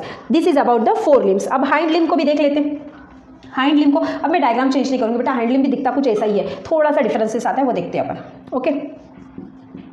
Hind limb, hind limb, अब ये स्पेलिंग H से स्टार्ट हो रही, तो इसकी जो पहली बोन्स है, अब यहाँ पे सब नाम चेंज करी मैं, इसकी जो पहली बोन है मोटी सी बोन जो हमारी थाई रीजन में लोकेटेड होती है और जो हमारी पेल्विक गर्डल के साथ बॉल एंड सॉकेट जॉइंट बनाती है। इसका भी बॉल एंड सॉकेट जॉइंट कुछ बहुत प्रॉपर होता है, इसका बॉल एंड सॉकेट जॉइंट कुछ बहुत प्रॉपर होता है। इसे बोलते हैं femur, and femur is the longest and strongest bone in our body. Femur is the longest and strongest bone, जो थाई रीजन में होती है वो फीमर है। अब ये देखो 4 लिम्ब F से स्टार्ट होता है, हाइंड लिम्ब की बड़ी ये F से स्टार्ट होती है, मतलब 4 लिम्ब की हड्डी बोन हाइंड के पास, हाइंड की हड्डी 4 के पास, हम ये बोल सकते हैं। ये याद करने का तरीका बेटा। तो इसकी बिग जो बोन है जो आपकी थाई रीजन में लोकेटेड है, इसे बोलते हैं हम फीमर, ओके। इसके नीचे ये जो नी वाला पार्ट है, यहाँ पे थोड़ा सा डिफरेंस ये है हाइंड लिम्ब के साथ कि हाइंड लिम्ब का फीमर एक हो गया, पटेला एक हो गया, टिबिया फ्यूबुला जो 2 बीच की बोन्स है आपकी। अब इनके बीच में क्या, नी के वाले पोर्शन में एक छोटा सा राउंड शेप बोन रहता है जिसे हम पटेला बोलते हैं, ओके। अब इसका जो नीचे वाला पार्ट है हमारा जो पैर है ना, नीचे वाला पैर, उसकी जो ये यहाँ पे हमने उसको कार्पेल बोला था, इसे हम बोलते हैं टार्सल, है ना। और क्योंकि यहाँ पे पटेला आ गया है, पहले इसमें तो आपके हैंड में तो कोई रीजन नहीं है ऐसा, हैंड में डायरेक्टली रिस्ट की बोन में आपके आठ छोटी छोटी बोन्स के पीसेस थे। अब यहाँ पे पटेला होने की वजह से, एक यहाँ पे बढ़ने की वजह से ये 7 हो गए। यहाँ पे एक कम कर देंगे तो जो टार्सल बनेंगे बेटा आपके, ये टार्सल बोन कहलाती है। टार्सल 7 इन नंबर है, और इसके नीचे की जो 5 उंगलियां रहती है, पैरों की जो 5 उंगलियां वहाँ पे जो मिलती है उसे बोलते हैं मेटाटार्सल। मेटाटार्सल होते हैं आपके 5 इन नंबर, स्पेलिंग रॉन्ग हो गई है बेटा, मेटाटार्सल ये 5 इन नंबर है। और देन उसके नीचे जो फेलेंजेस है, जो आपकी फिंगर्स है, पैरों की जो फिंगर्स है, वो आपकी टोटल 14 की 14 जैसे कि वैसे। तो ये 27 हो गए, तो यहाँ पे 26 हो जाएंगे, ये 26 हो जाएंगे क्योंकि एक कम हो गया और यहाँ पे पटेला एक बढ़ गया। तो टोटल काउंट करेंगे, देखो 26, 27, 28, 29 और एक 30, टोटल 30 ही बोन आपके एक लेग के पास मिलेगी। तो दोनों लेग के पास आपके 60 bone. This is about the limbs, fore limbs and hind limbs. Same structure मिलेगा। हाइंड लिम्स के पास क्या मिलेगा हमें, फीमर, टिबिया, फिबुला मिलेगा। फोर लिम्स के पास मिलेगा humerus, radius and ulna. Okay, now we move towards the girdles. इसका जो सेकंड पार्ट है गर्डल्स, वो देख लेते हैं। गर्डल कितनी है हमारे पास, 2 गर्डल है बेटा, pectoral girdle and pelvic girdle. Pectoral girdle को हम शोल्डर गर्डल भी बोलते हैं, शोल्डर गर्डल भी बोलते हैं, और पेल्विक गर्डल को हम हिप गर्डल भी बोलते हैं, पेल्विक गर्डल को हम हिप गर्डल भी बोलते हैं। अब पेक्टोरल गर्डल जो पहला वाला है, पेक्टोरल और शोल्डर गर्डल, इसके देखेंगे पेक्टोरल एंड शोल्डर गर्डल। ये एक्चुअली ट्रायंगुलर पार्ट है उसका, इसका बड़ा सा एक ट्रायंगुलर पार्ट होता है, इसे बोलेंगे स्कैपुला। ये यहाँ पे देखो, ये पेट है आपकी, यहाँ पीछे की तरफ ट्रायंगुलर पार्ट रिलेटेड होता है स्कैपुला। अब इसके 2 आर्टिकुलेशन साइड होते हैं। क्या होता है, ये जो ना एक थोड़ा सा नैरो एरिया होता है उसका, और नैरो होके ये यहाँ से पीछे से अटैच है, और नैरो होके देखो ये पीछे से, और नैरो होके ये थोड़ा सा ऐसे आगे की तरफ आता है, ये ऐसा थोड़ा सा मुंह होके, ये थोड़ा सा मुंह होके ऐसे आगे की तरफ आता है ना।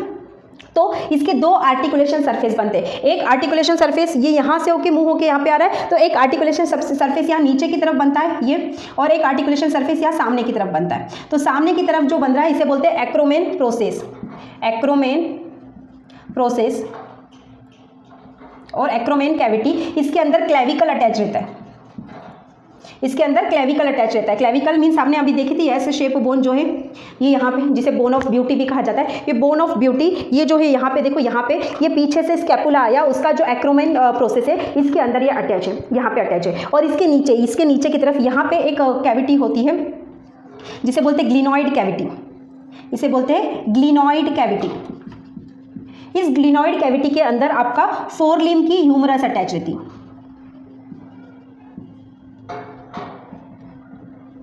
4 लिम्ब की ह्यूमरस अटैच रहती है। मतलब अब देखो पीछे से मैं बनाऊँ एक बार बेटा, ये ट्रायंगुलर पोर्शन है ना, पीछे की तरफ से यहाँ पे आएगी, सॉरी ये ग्लिनॉइड यहाँ पे नहीं आएगी, ये पीछे की तरफ यहाँ से आएगी, यहाँ पे।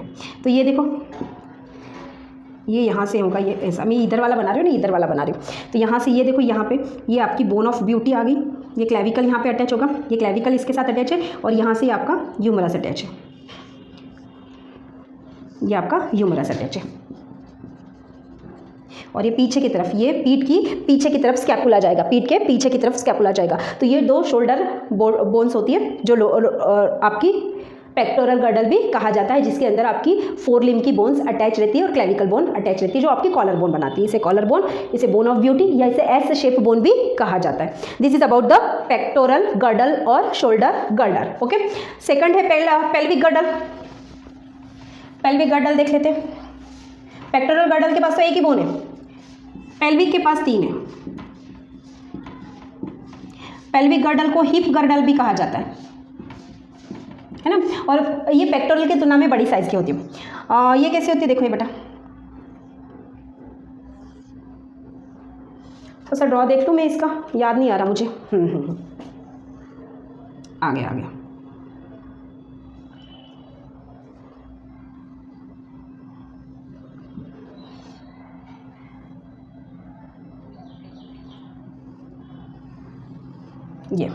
ये ऐसा है ना, फिर इधर से इस साइड से भी ऐसा ही होगा, ये इस साइड से फिर ऐसा बनेगा।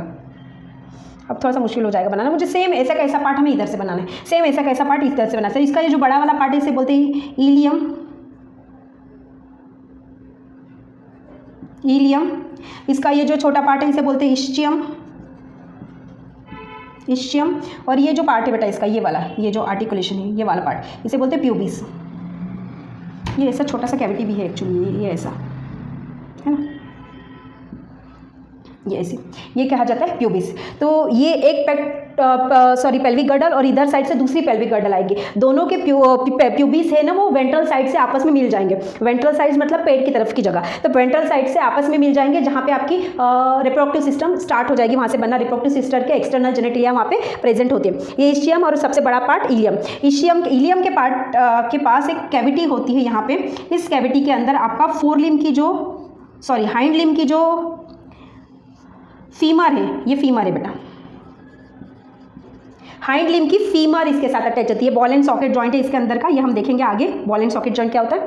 तो ये पेल्विक गर्डल के साथ यहाँ पे आपका बॉल एंड सॉकेट जॉइंट के थ्रू आपका हाइंड लिम्ब अटैच है ना। और ये जो पार्ट है एक्चुअली ये बैक साइड है, और उसका ये जो इलियम पार्ट, इलियम पार्ट बाहर आएगा, इशियम पे आएगा, और प्यूबिस थोड़ा सा आगे की तरफ आएगा, और आगे की तरफ ये आर्टिकुलेशन करेगा। दो प्यूबिस, ये लेफ्ट साइड का पेल्विक गर्डल, ये राइट साइड की पेल्विक गर्डल, और आपस में प्यूबिस वेंट्रल साइड से मीट करेगा, जुड़ जाएगा, आपस में वेंट्रल साइड से ज्वाइन हो जाएगा। So this is about the pelvic girdle और हिप गर्डल। हिप गर्डल के पास बोन्स कितनी है, ilium, ischium and pubis. 30 60 bone हो गई थी, 60 हाथ की, 60 पैर की, मतलब टोटल 126 और पेक्टोरल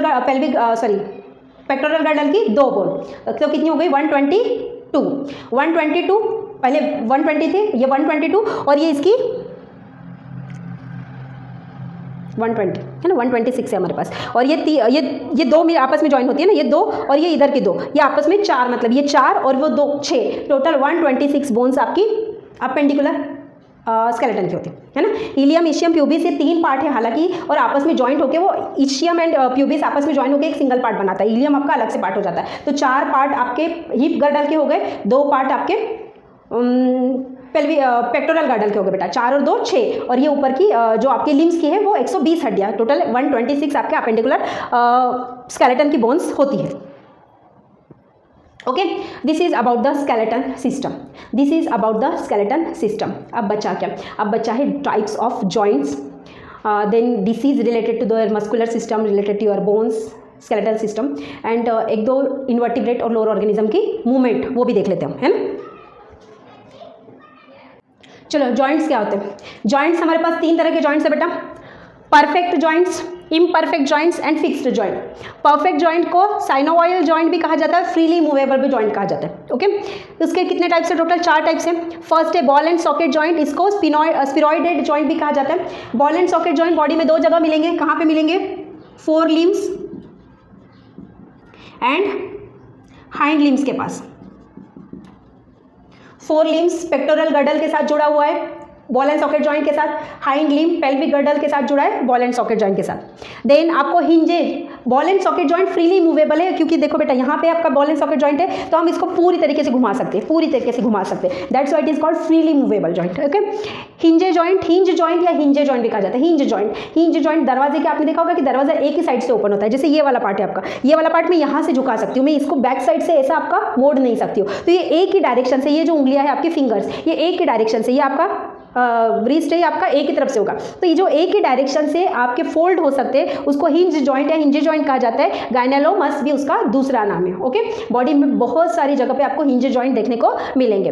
देन पाइवोट जॉइंट एक ही जगह पे मिलता है बॉडी में, जो है एटलस वर्टेब्री एंड स्कल के बीच में। मैंने बताया था स्कल के अंदर एक छोटा सा छेद है जिसे हमने बोला था फोरामेन मैग्नम के अंदर से आपका ब्रेन की स्टेम नीचे आई, नीचे आने के बाद हमने उसको क्या बोला था, जब वर्टेब्रल कॉलम से रन होती है तो हमने उसको बोला था स्पाइनल कॉर्ड। ओके, तो एटलस ये पहले नंबर की वर्टेब्री है और स्कल इनके बीच का जो जॉइंट है जिसे कहा जाता है पाइवोट जॉइंट क्या है, ये स्कल है बेटा और ये एटलस वर्टेब्री है, ये इसके अंदर ऐसा मोर देन 180 डिग्री आपका मूव हो सकता है। ओके, देन सैडल जॉइंट, इसी को ग्लाइडिंग जॉइंट भी कहा जाता है। सैडल जॉइंट को ग्लाइडिंग जॉइंट कहा जाता है, जो कार्पेल्स और मेटाकार्पेल्स के बीच में रहते हैं। ये जो कार्पेल्स है आपके, ये कार्पेल्स है ना, और मेटाकार्पेल्स, यहाँ पे जो ग्लाइडिंग हो रही तो ये हल्के से आपके ग्लाइड हो जाते हैं, एक दूसरे के ऊपर स्लाइड हो जाते हैं, तो इसलिए उसके ग्लाइडिंग जॉइंट और सैडल जॉइंट भी कहा जाता है।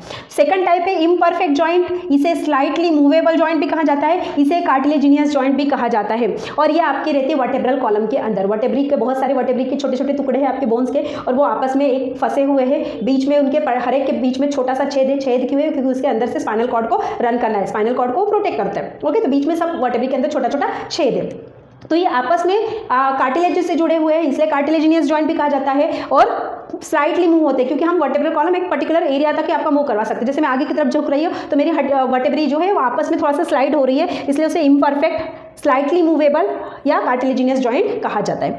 नेक्स्ट है फिक्स्ड जॉइंट, जो स्कल के अंदर मिलते हैं। स्कल के सूटर्स मीन्स आपकी जो आपने स्कल वाला पार्ट देखा, क्रैनियम की जो बोन्स है उसे सूटर्स कहा जाता है। तो क्रैनियम की बोन फिक्स जॉइंट है। अब ये एक क्रैनियम है, सपोज ये फ्रंटल बोन है और ये पैराइटल बोन है, ये आपस में फिक्स हो गई तो वो मूव नहीं हो सकती, ये फिक्स हो गई, आपस में फिक्स हो गई, जैसे आपका पजल फिक्स हो जाते हैं ना, तो ये फिक्स्ड जॉइंट कहलाते हैं, जिसे सूटर्स भी कहा जाता है। देन गैमोफोसिस टीथ, लोअर जॉ की जो मैंडिबल की टीथ की जो मूवमेंट है ना, तो यहाँ पे जो जॉइनिंग हो रही है वो आपकी गैमोफाइसिस कहा जाता है।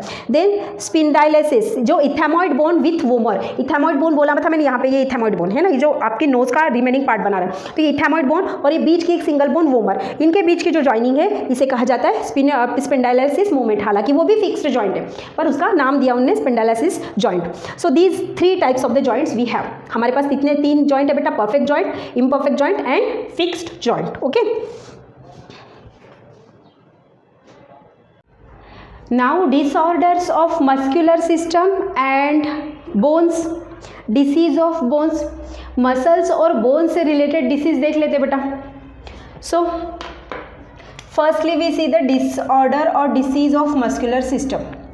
First है टिटैनस, जो आपके एनसीईआरटी में डाटा दिया है, एनसीईआरटी में जो लिस्ट दी है उसके हिसाब से tetanus before the relaxation of first muscles second muscles undergo contraction of the muscles and relaxation of the muscles, ये साइड बाय साइड होने वाली प्रोसेस है। After one contraction, complete contraction of the one muscles, it undergo in relaxation and after that the second muscles undergo in contraction, simultaneously process होती है। But यहाँ पे क्या हो रहा है, फर्स्ट मसल्स कॉन्ट्रैक्शन में गई और वो रिलैक्स होने से पहले ही, जब वो कॉन्ट्रैक्शन कंडीशन में ही थी, सेकंड मसल्स भी आपकी कॉन्ट्रैक्शन में गई, जिसकी वजह से आपके मसल्स के अंदर कॉन्ट्रैक्शन इंक्रीज होने की वजह से जो डिसीज़ क्रिएट होता है, it is the temporary disease नहीं बोलेंगे हम, एक टेम्पररी मस्कुलर पेन क्रिएट होता है, दैट वी कॉल टिटैनस। देन है second muscular fatigue, if the muscles many times muscles deposit the lactic acid in it, muscles उसके अंदर लैक्टिक एसिड डिपॉजिट करना कब स्टार्ट करती है, whenever the muscles undergo in the anaerobic respiration. और anaerobic respiration में muscles कब जाती हैं, जनरली बेटा मसल्स, कोई भी मसल्स एरोबिक रेस्पिरेशन को फॉलो करती है in presence of oxygen, complete oxidation of glucose takes place there. But body को रैपिड एनर्जी चाहिए, जैसे आप एक्सरसाइज कर रहे हैं, जैसे आप डांस मूवमेंट कर रहे हैं या फिर कोई रैपिड चीज़ें कर रही है जिसके लिए बॉडी को रैपिड एनर्जी चाहिए, at that time muscles undergo in the anaerobic respiration. तो अनएरोबिक रेस्पिरेशन में जाएगी तो अनएरोबिक रेस्पिरेशन का बाय प्रोडक्ट क्या है बेटा, लैक्टिक एसिड। सो लैक्टिक एसिड क्या हो जाएगा, यहाँ पे एक्यूमुलेट होना स्टार्ट हो जाएगा मसल्स के अंदर, and that condition we call the muscles fatigue. Then muscles twitch, simple one muscles हम बोलते हैं, मसल्स एक मसल्स दूसरे मसल्स के ऊपर चढ़ गई हमारी, that we call the muscular twitch. Okay, so contract electrical shock, एक मसल्स दूसरे मसल्स के ऊपर चढ़ जाना जिसकी वजह से आपको एक क्रैम्प जैसा लगता है, मस्कुलर क्रैम्प भी बोल सकते हैं हम उसको, that is the muscular twitch. ये सब टेम्पररी डिसीज है मसल्स के। Then rigor mortis, rigor mortis the temporary rigidity of the body after the death. किसी पर्सन की डेथ हो जाती तो उसके बाद उसकी बॉडी एकदम हार्ड हो जाती है, उसकी muscle not able to move. क्यों नहीं हो सकती, क्योंकि एटीपी खत्म हो गया, एटीपी खत्म हो गया तो contraction and relaxation of the muscles नहीं होगा, तो उसकी जो मसल्स होगी बेटा हार्ड हो जाएगी, रिजिड हो जाएगी, and that temporary rigidity of the body we call the rigor mortis.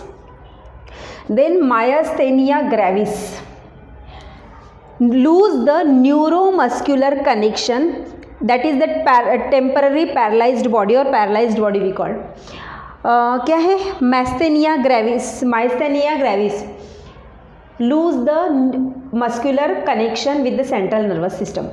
Central nervous system motor nerve के दौरान, मोटार नर्व के थ्रू, न्यूरोट्रांसमीटर के थ्रू आपकी नर्वस सिस्टम की एक्टिविटी को कंट्रोल करेगी। बट यहाँ पे नर्वस सिस्टम और मस्कुलर सिस्टम में कोऑर्डिनेशन ही नहीं, नर्वस सिस्टम मस्कुलर सिस्टम को आपका सिग्नल नहीं दे पा रही है, तो जिसकी वजह से मस्कुलर सिस्टम के अंदर कोई मूवमेंट ही नहीं हो रही, और मस्कुलर सिस्टम के अंदर कोई मूवमेंट नहीं हो रही मीन्स बॉडी कैसी हो गई बेटा आपकी, पैरालाइज्ड हो गई।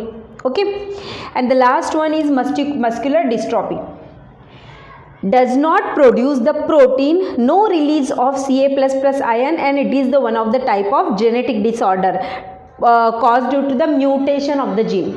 Muscular dystrophy mutation of the gene की वजह से भी होता है, जेनेटिक डिसऑर्डर है। इसमें क्या होता है, मसल्स के जो प्रोटीन है जो Ca++ आयन को रिलीज करते हैं, एसिटोकोलिन जो है, जो आपका न्यूरोट्रांसमीटर के थ्रू मसल्स के सार्कोलेमा के पास आता है, then sarcolemma release the sarcolemma is the type of protein, plasma membrane है ना, तो वो रिलीज करती है कैल्शियम आयन को। बट यहाँ पे क्या हो रहा है, प्रोटीन का ही फॉर्मेशन नहीं हो रहा है, तो ऑब्वियसली कैल्शियम आयन का फॉर्मेशन नहीं होगा। और हमें पता है कि कैल्शियम आयन जब तक रिलीज नहीं होते तब तक आपके जो मस्कुलर एक्शन है उसके अंदर आपका क्रॉस ब्रिज डेवलप नहीं होता, और क्रॉस ब्रिज डेवलप नहीं होगा तो there is no relaxation and contraction of the muscles, possible ही नहीं है। तो कैल्शियम आयन की कमी की वजह से आपका ये डिसीज देखने को मिलता है, ये one of the type of the genetic disease है बेटा आपका। Okay, so this is about the disorders of the muscular system, जो लोकोमोशन एंड मूवमेंट के लिए हेल्पफुल रहती है मसल्स, उसके कुछ डिसीज। अब लोकोमोशन मूवमेंट के लिए बोन्स भी हेल्पफुल रहते हैं, तो बोन्स के भी डिसीज देख लेते चलो।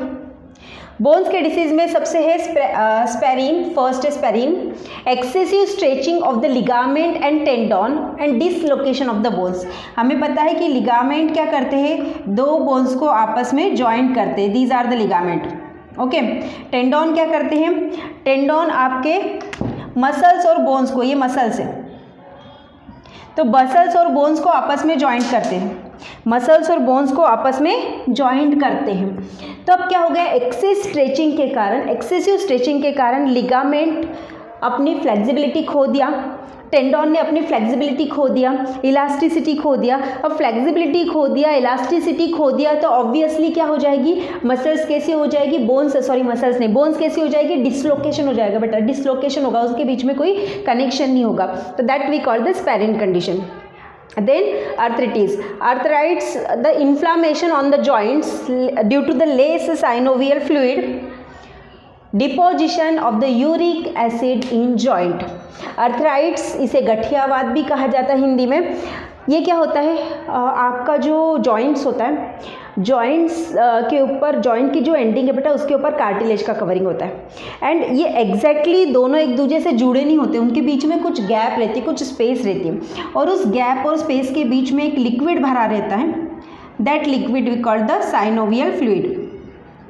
और ये लिक्विड क्या काम करता है, ये लिक्विड लुब्रिकेशन की तरह काम करता है कि दो बोन्स जब कंटिन्यूसली मूव हो जाएगी तो उनके बीच में फ्रैक्शन ना हो, फ्रिक्शन ना हो, जिसकी वजह से वो उसके अंदर ल्यूब्रिकेशन का काम करता है और ये बोन की मूवमेंट को ईजी करता है। बट क्या हो जाता है, after due to some reason और एजिंग के साथ ये साइनोवियल फ्लूइड बोन्स के बीच में से कम हो जाता है, एंड कम होने की वजह से क्या हो जाता है, जॉइंट्स के ऊपर सूजन आती है, जॉइंट्स के ऊपर इन्फ्लामेशन आ जाता है, ये एक रीज़न है।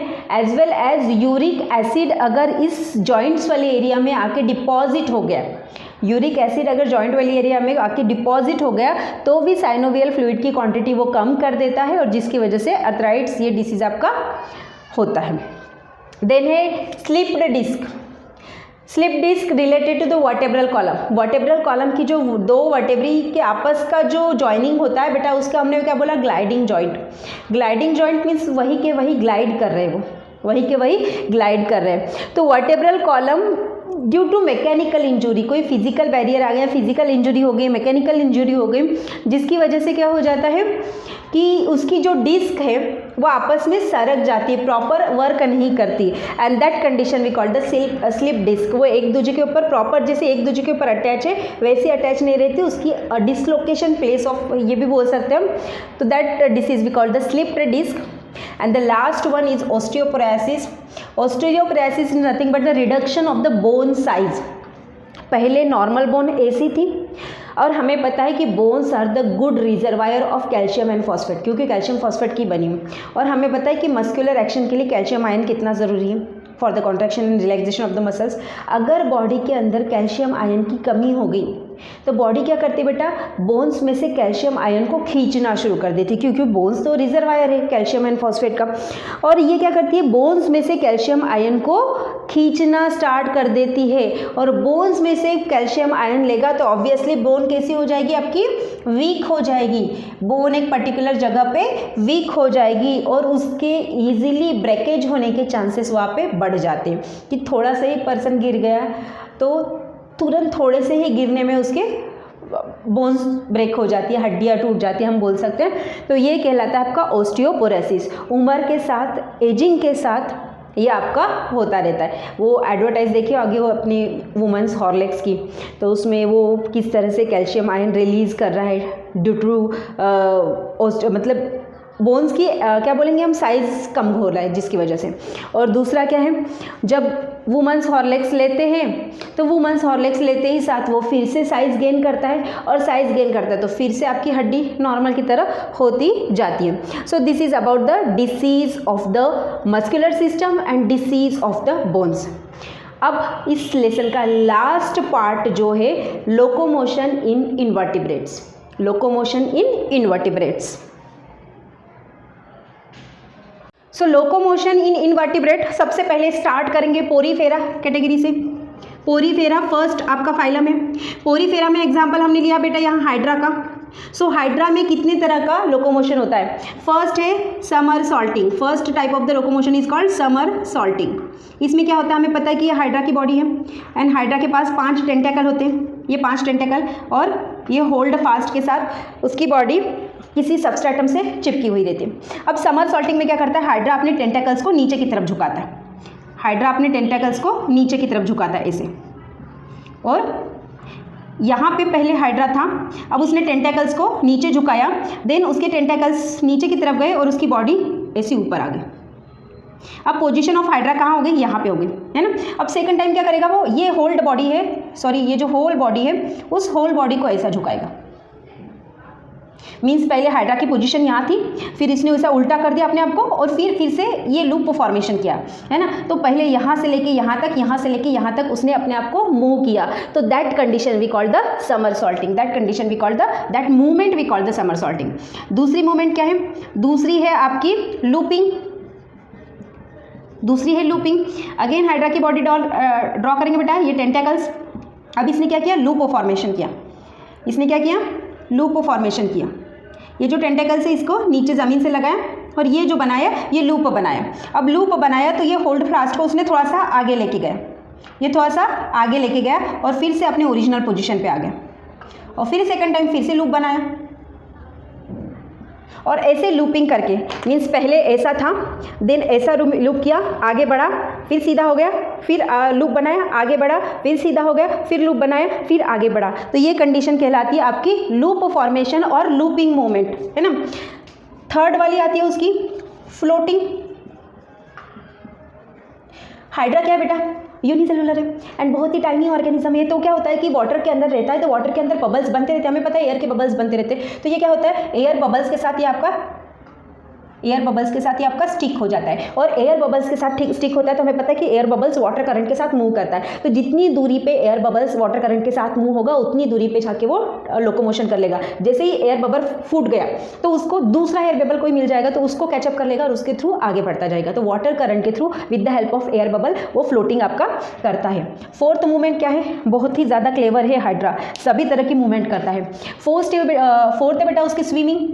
फोर्थ है स्विमिंग, क्योंकि वाटर के करंट के साथ स्विम कर रहा है, मूव हो रहा है, तो इजीली वाटर करंट के साथ वो आपका मूव करता जाएगा, स्विमिंग करता जाएगा। And the fifth one is climbing. The fifth one is climbing. और एक वन है क्लाइंबिंग। क्या हो जाता है, हमें पता है कि नीचे सबमर्ज्ड प्लांट है, तो सबमर्ज्ड प्लांट, सपोज ये सबमर्ज्ड प्लांट का ब्रांच है, तो ये क्या होगा, उसके टेंटेकल सबमर्ज्ड प्लांट के ब्रांच से ऐसा लटक जाएंगे एंड देन वो अपनी बॉडी को इस ब्रांच की दूसरी एरिया पे भी ले जाएगा ऐसे, और फिर उल्टा होके फिर दूसरी ब्रांच को आपका लटक जाएगा। ऐसे है ब्रांचिंग के थ्रू, क्लाइंबिंग के थ्रू भी वो मूव करता है जो सबमर्ज्ड प्लांट है उनके हेल्प से। And the sixth one is walking. Sixth one is walking. इसमें क्या करता है हाइड्रा, सिंपली अपनी उल्टा हो जाता है, आपके टेंटेकल्स नीचे के डायरेक्शन में लाएगा और नीचे के डायरेक्शन में लाके टेंटेकल्स की हेल्प से आपका इस तरह से मूवमेंट करता है। टेंटाकल्स की हेल्प से आगे की तरफ मूवमेंट करता है, that condition we call the walking. तो हाइड्रा के लोकोमोशन के 6 टाइप से बेटा, ये एक यूनिक ऑर्गेनिज्म है जो अलग अलग प्रकार से वॉकिंग कर सकता है या अलग अलग टाइप से लोकोमोशन कर सकता है। हाइड्रा में क्या होता है, समरसॉल्टिंग हो जाता है, लूपिंग होता है, floating, swimming, climbing and walking. Total 6 type से लोकोमोशन आपका करता है। बहुत ही टैलेंटेड पर्सन है hydra. Okay, now the second category क्या आएगी, सेकंड फाइलम क्या आएगा, पोरीफेरा के बाद सेकंड फाइलम है आपका पोरीफेरा का। दूसरा एग्जांपल लेते हैं पैरामेशियम। पैरामेशियम के पास सीलिया है, सीलिया के थ्रू मूव होंगे। तीसरा एग्जांपल से उसका युग्लिना,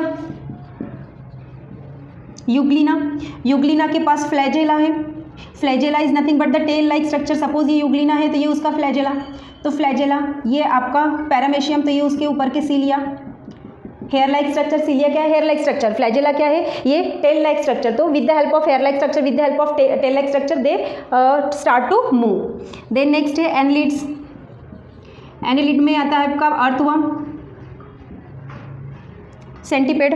सेंटीपेड के पास तो लिम्स होते हैं, लेग्स होते हैं बारीक बारीक, अर्थवर्म के पास नहीं होते। तो अर्थवर्म किसके थ्रू होता है, अर्थवर्म को आपने देखा होगा कभी चलते हुए तो कैसा होता है, लूपिंग के थ्रू आपका मूव करता है ऐसे। सॉरी लूपिंग नहीं करते, क्रॉलिंग करता है, क्रॉलिंग। क्रॉलिंग मतलब रेंगता हुआ जाता है ज़मीन के ऊपर, पेट की सहायता से क्रॉलिंग आपका कर रहा है। ओके, और कुछ इसके जो कुछ कैटेगरी है इसके लूपिंग भी करते हैं। एनालिडी के कुछ कैटेगरी आपके लूपिंग भी करते हैं। देन है Arthropoda. Arthropoda means insect category, और इंसेक्ट कैटेगरी के पास क्या है, इंसेक्ट कैटेगरी के पास है आपके जॉइंटेड लेग्स, जॉइंटेड लेग्स इसको हम बोलते हैं जॉइंटेड अपेंडेजेस। मॉस्किटो हो गया, बीज हो गई, हनी बीज हो गई वगैरह, बटरफ्लाइज हो गई, उनके पास सबके पास जॉइंटेड अपेंडेजेस है। देन है इकाइनोडर्मेट। इकाइनोडर्मेट, इकाइनोडर्मेट का एग्जांपल से आपका बेटा स्टारफिश। स्टारफिश, स्टारफिश के पास क्या है, इसके पास पोडिया है। पोडिया ये ऐसे स्ट्रक्चर है जिसके अंदर एयर फील रहती है, और एयर फील के प्रेशर के थ्रू जनरली वो एयर का प्रेशर क्रिएट करते हैं, और एयर प्रेशर के क्रिएट करने के थ्रू इसको ट्यूब फीड भी कहा जाता है, इसको ट्यूब फीड भी कहा जाता है, इस पोडिया को ट्यूब फीड भी कहा जाता है। और सिंपली वैक्यूम क्रिएट करते हैं, और वैक्यूम के थ्रू आगे की ऊपर की तरफ बॉडी मूव होती है। वो नीचे से जोर से प्रेशर क्रिएट करेंगी और बॉडी ऊपर जाएगी, और ऊपर जाके वाटर करंट के साथ आपकी मूव करेगी। देन है आपका मोलुस्क। मोलुस्क का ऑक्टोपस के पास तो आर्म है, आर्म के हेल्प से वो आपका मूव करता है। उसका जो दूसरा एग्जांपल है मोलुस्क का पायला। पायला के पास भी बेटा आपका मस्क्यूलर फुट है, मस्क्यूलर फुट है या मस्क्यूलर फीट है जिसे हम बोलेंगे, उसके थ्रू वो आपका रेंगता हुआ चलता है, क्रॉलिंग करता हुआ चलता है। सो ये आपके कुछ इन्वर्टिब्रेट्स है जिनके अंदर लोकोमोशन की प्रोसेस होती है डिफरेंट काइंड से। So what about vertebrate. Vertebrate में तो ह्यूमन बींग देखा ही हमने कि लिम्स के हेल्प से वो मूवमेंट करता है। सो दूसरे वर्टिब्रेट क्या है, दूसरे वर्टिब्रेट में भी तो मूवमेंट होती है, लोकोमोशन होता है। तो उनके बॉडी के अंदर कौन से बॉडी ऑर्गन्स हेल्पफुल रहते हैं फॉर देयर लोकोमोशन। इनवर्टिब्रेट का इन हटा देंगे तो वर्टिब्रेट हो जाएगा। ओके, सो वर्टिब्रेट में किस तरह का लोकोमोशन होता है, तो वर्टिब्रेट की फर्स्ट कैटेगरी आती है बेटा पाइसेस। पाइसेस PISES, पाइसेस में आपका इसे हम बोलते हैं फिशेस, है ना, फिशेस। तो फिशेस के पास क्या होती है, फिन्स होती है। फिशेस के पास होती है fins for the swimming purpose, क्योंकि वाटर के अंदर रहती तो उनको स्विम करना है, स्विमिंग के थ्रू वो लोकोमोशन करेंगे, स्विमिंग के थ्रू वो मूवमेंट करेंगे। तो फिशेस के पास स्विमिंग करने के लिए फिन्स होती है। दूसरी है अर्थ्रोपोड, एम्फीबियंस। एम्फीबियंस, सो एम्फीबियंस का अगर टैडपोल हो तो टैडपोल के पास फ्लैजेला है वाटर के अंदर मूव करने के लिए। अगर एम्फीबियन का अडल्ट है, मीन्स फ्रॉग कैटेगरी है ये, और अगर उसका अडल्ट है तो अडल्ट हुपिंग करता है, हुपिंग। यहाँ पे लूपिंग वर्ड नहीं, यहाँ पे हुपिंग है। हुपिंग मीन्स फुदक फुदक के चलना, है ना। तो आपने देखा होगा कि फ्रॉग फुदक फुदक के चलता है, that condition we call the hopping. तो ये हुपिंग करता है। तीसरी कैटेगरी है इसकी रेप्टाइल्स। रेप्टाइल्स आपकी स्नेक हो गया, सैलेमेंडर है, लिजार्ड है, तो ये करते क्रॉलिंग। क्रॉलिंग मीन्स पेट की सहायता से आगे बढ़ते हैं। इनके पास इनके कुछ ऑर्गेनिज्म है, जैसे लिजार्ड हो गई, आपका सैलेमेंडर हो गया, उनके पास लेग तो है बट वो लेग इतने हेल्पफुल नहीं रहते कि वो पूरी बॉडी का वेट संभाल पाए। तो वो मूव होने के लिए आपका किसका हेल्प करते हैं, मूव होने के लिए उनका स्टमक का हेल्प लेते हैं। एंडोस्केलेटन है, उसकी बॉडी की स्ट्रक्चर ऐसा रहता है कि वो इजीली आगे की तरफ मूव करता है with the help of their stomach region. And the fourth one is aves. Aves को हम बोलते हैं बर्ड्स कैटेगरी। और बर्ड्स के जो फोरलिम्ब होते हैं बेटा, forelimb of the bird, are modified to wings. Four limbs of the birds are modified to wings for the flying purpose के लिए। और जो बर्ड फ्लाई नहीं कर सकते, जैसे ऑस्ट्रिच हो गया, फ्लाई नहीं कर सकता है, हेन हो गया, कॉक हो गया, जो बहुत दूरी पे फ्लाई नहीं कर सकते, तो उनके लेग्स भी इतने डेवलप होते हैं कि वो सिंपली वॉकिंग करके भी मूव कर सकते हैं, लोकोमोशन कर सकते हैं। तो ये वर्टिब्रेट की अदर कैटेगरी, जिन ऑर्गन के थ्रू, वो बॉडी के अंदर के जिन पर्टिकुलर ऑर्गन थ्रू आपका लोकोमोशन प्रोसेस करते हैं। सो this is about the locomotion and movement. अलग अलग ऑर्गेनिज्म में किस तरह से होता है, ह्यूमन बीइंग में किस तरह से लोकोमोशन एंड मूवमेंट की प्रोसेस होती है। यहाँ पे आपका ये लेसन खत्म होता है। आई होप आपको ये लेसन बहुत अच्छे से अंडरस्टैंड हो गया होगा। अगर आपको इस लेसन से रिलेटेड नोट्स चाहिए बेटा, या कुछ स्टडी मटेरियल चाहिए, आपका शॉर्ट नोट्स चाहिए, माइक्रो नोट्स चाहिए, तो इस चैनल वीडियो के डिस्क्रिप्शन बॉक्स में आपको टेलीग्राम चैनल की लिंक मिल जाएगी। आप उसको ज्वाइन हो जाइए, तो वहाँ पे आपको सब नोट्स अवेलेबल हो जाएंगे। Thank you everyone. एंडोस्केलेटन है, उसकी बॉडी की स्ट्रक्चर ऐसा रहता है कि वो इजीली आगे की तरफ मूव करता है with the help of their stomach region. And the fourth one is Aves.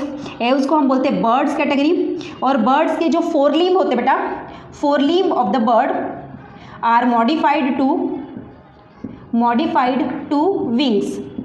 Four limbs of the birds are modified to wings for the flying purpose के लिए। और जो बर्ड फ्लाई नहीं कर सकते, जैसे ऑस्ट्रिच हो गया, फ्लाई नहीं कर सकता है, हेन हो गया, कॉक हो गया, जो बहुत दूरी पे फ्लाई नहीं कर सकते, तो उनके लेग्स भी इतने डेवलप होते हैं कि वो सिंपली वॉकिंग करके भी मूव कर सकते हैं, लोकोमोशन कर सकते हैं। तो ये वर्टिब्रेट की अदर कैटेगरी, जिन ऑर्गन के थ्रू, वो बॉडी के अंदर के जिन पर्टिकुलर ऑर्गन थ्रू आपका लोकोमोशन प्रोसेस करते हैं। सो this is about the locomotion and movement.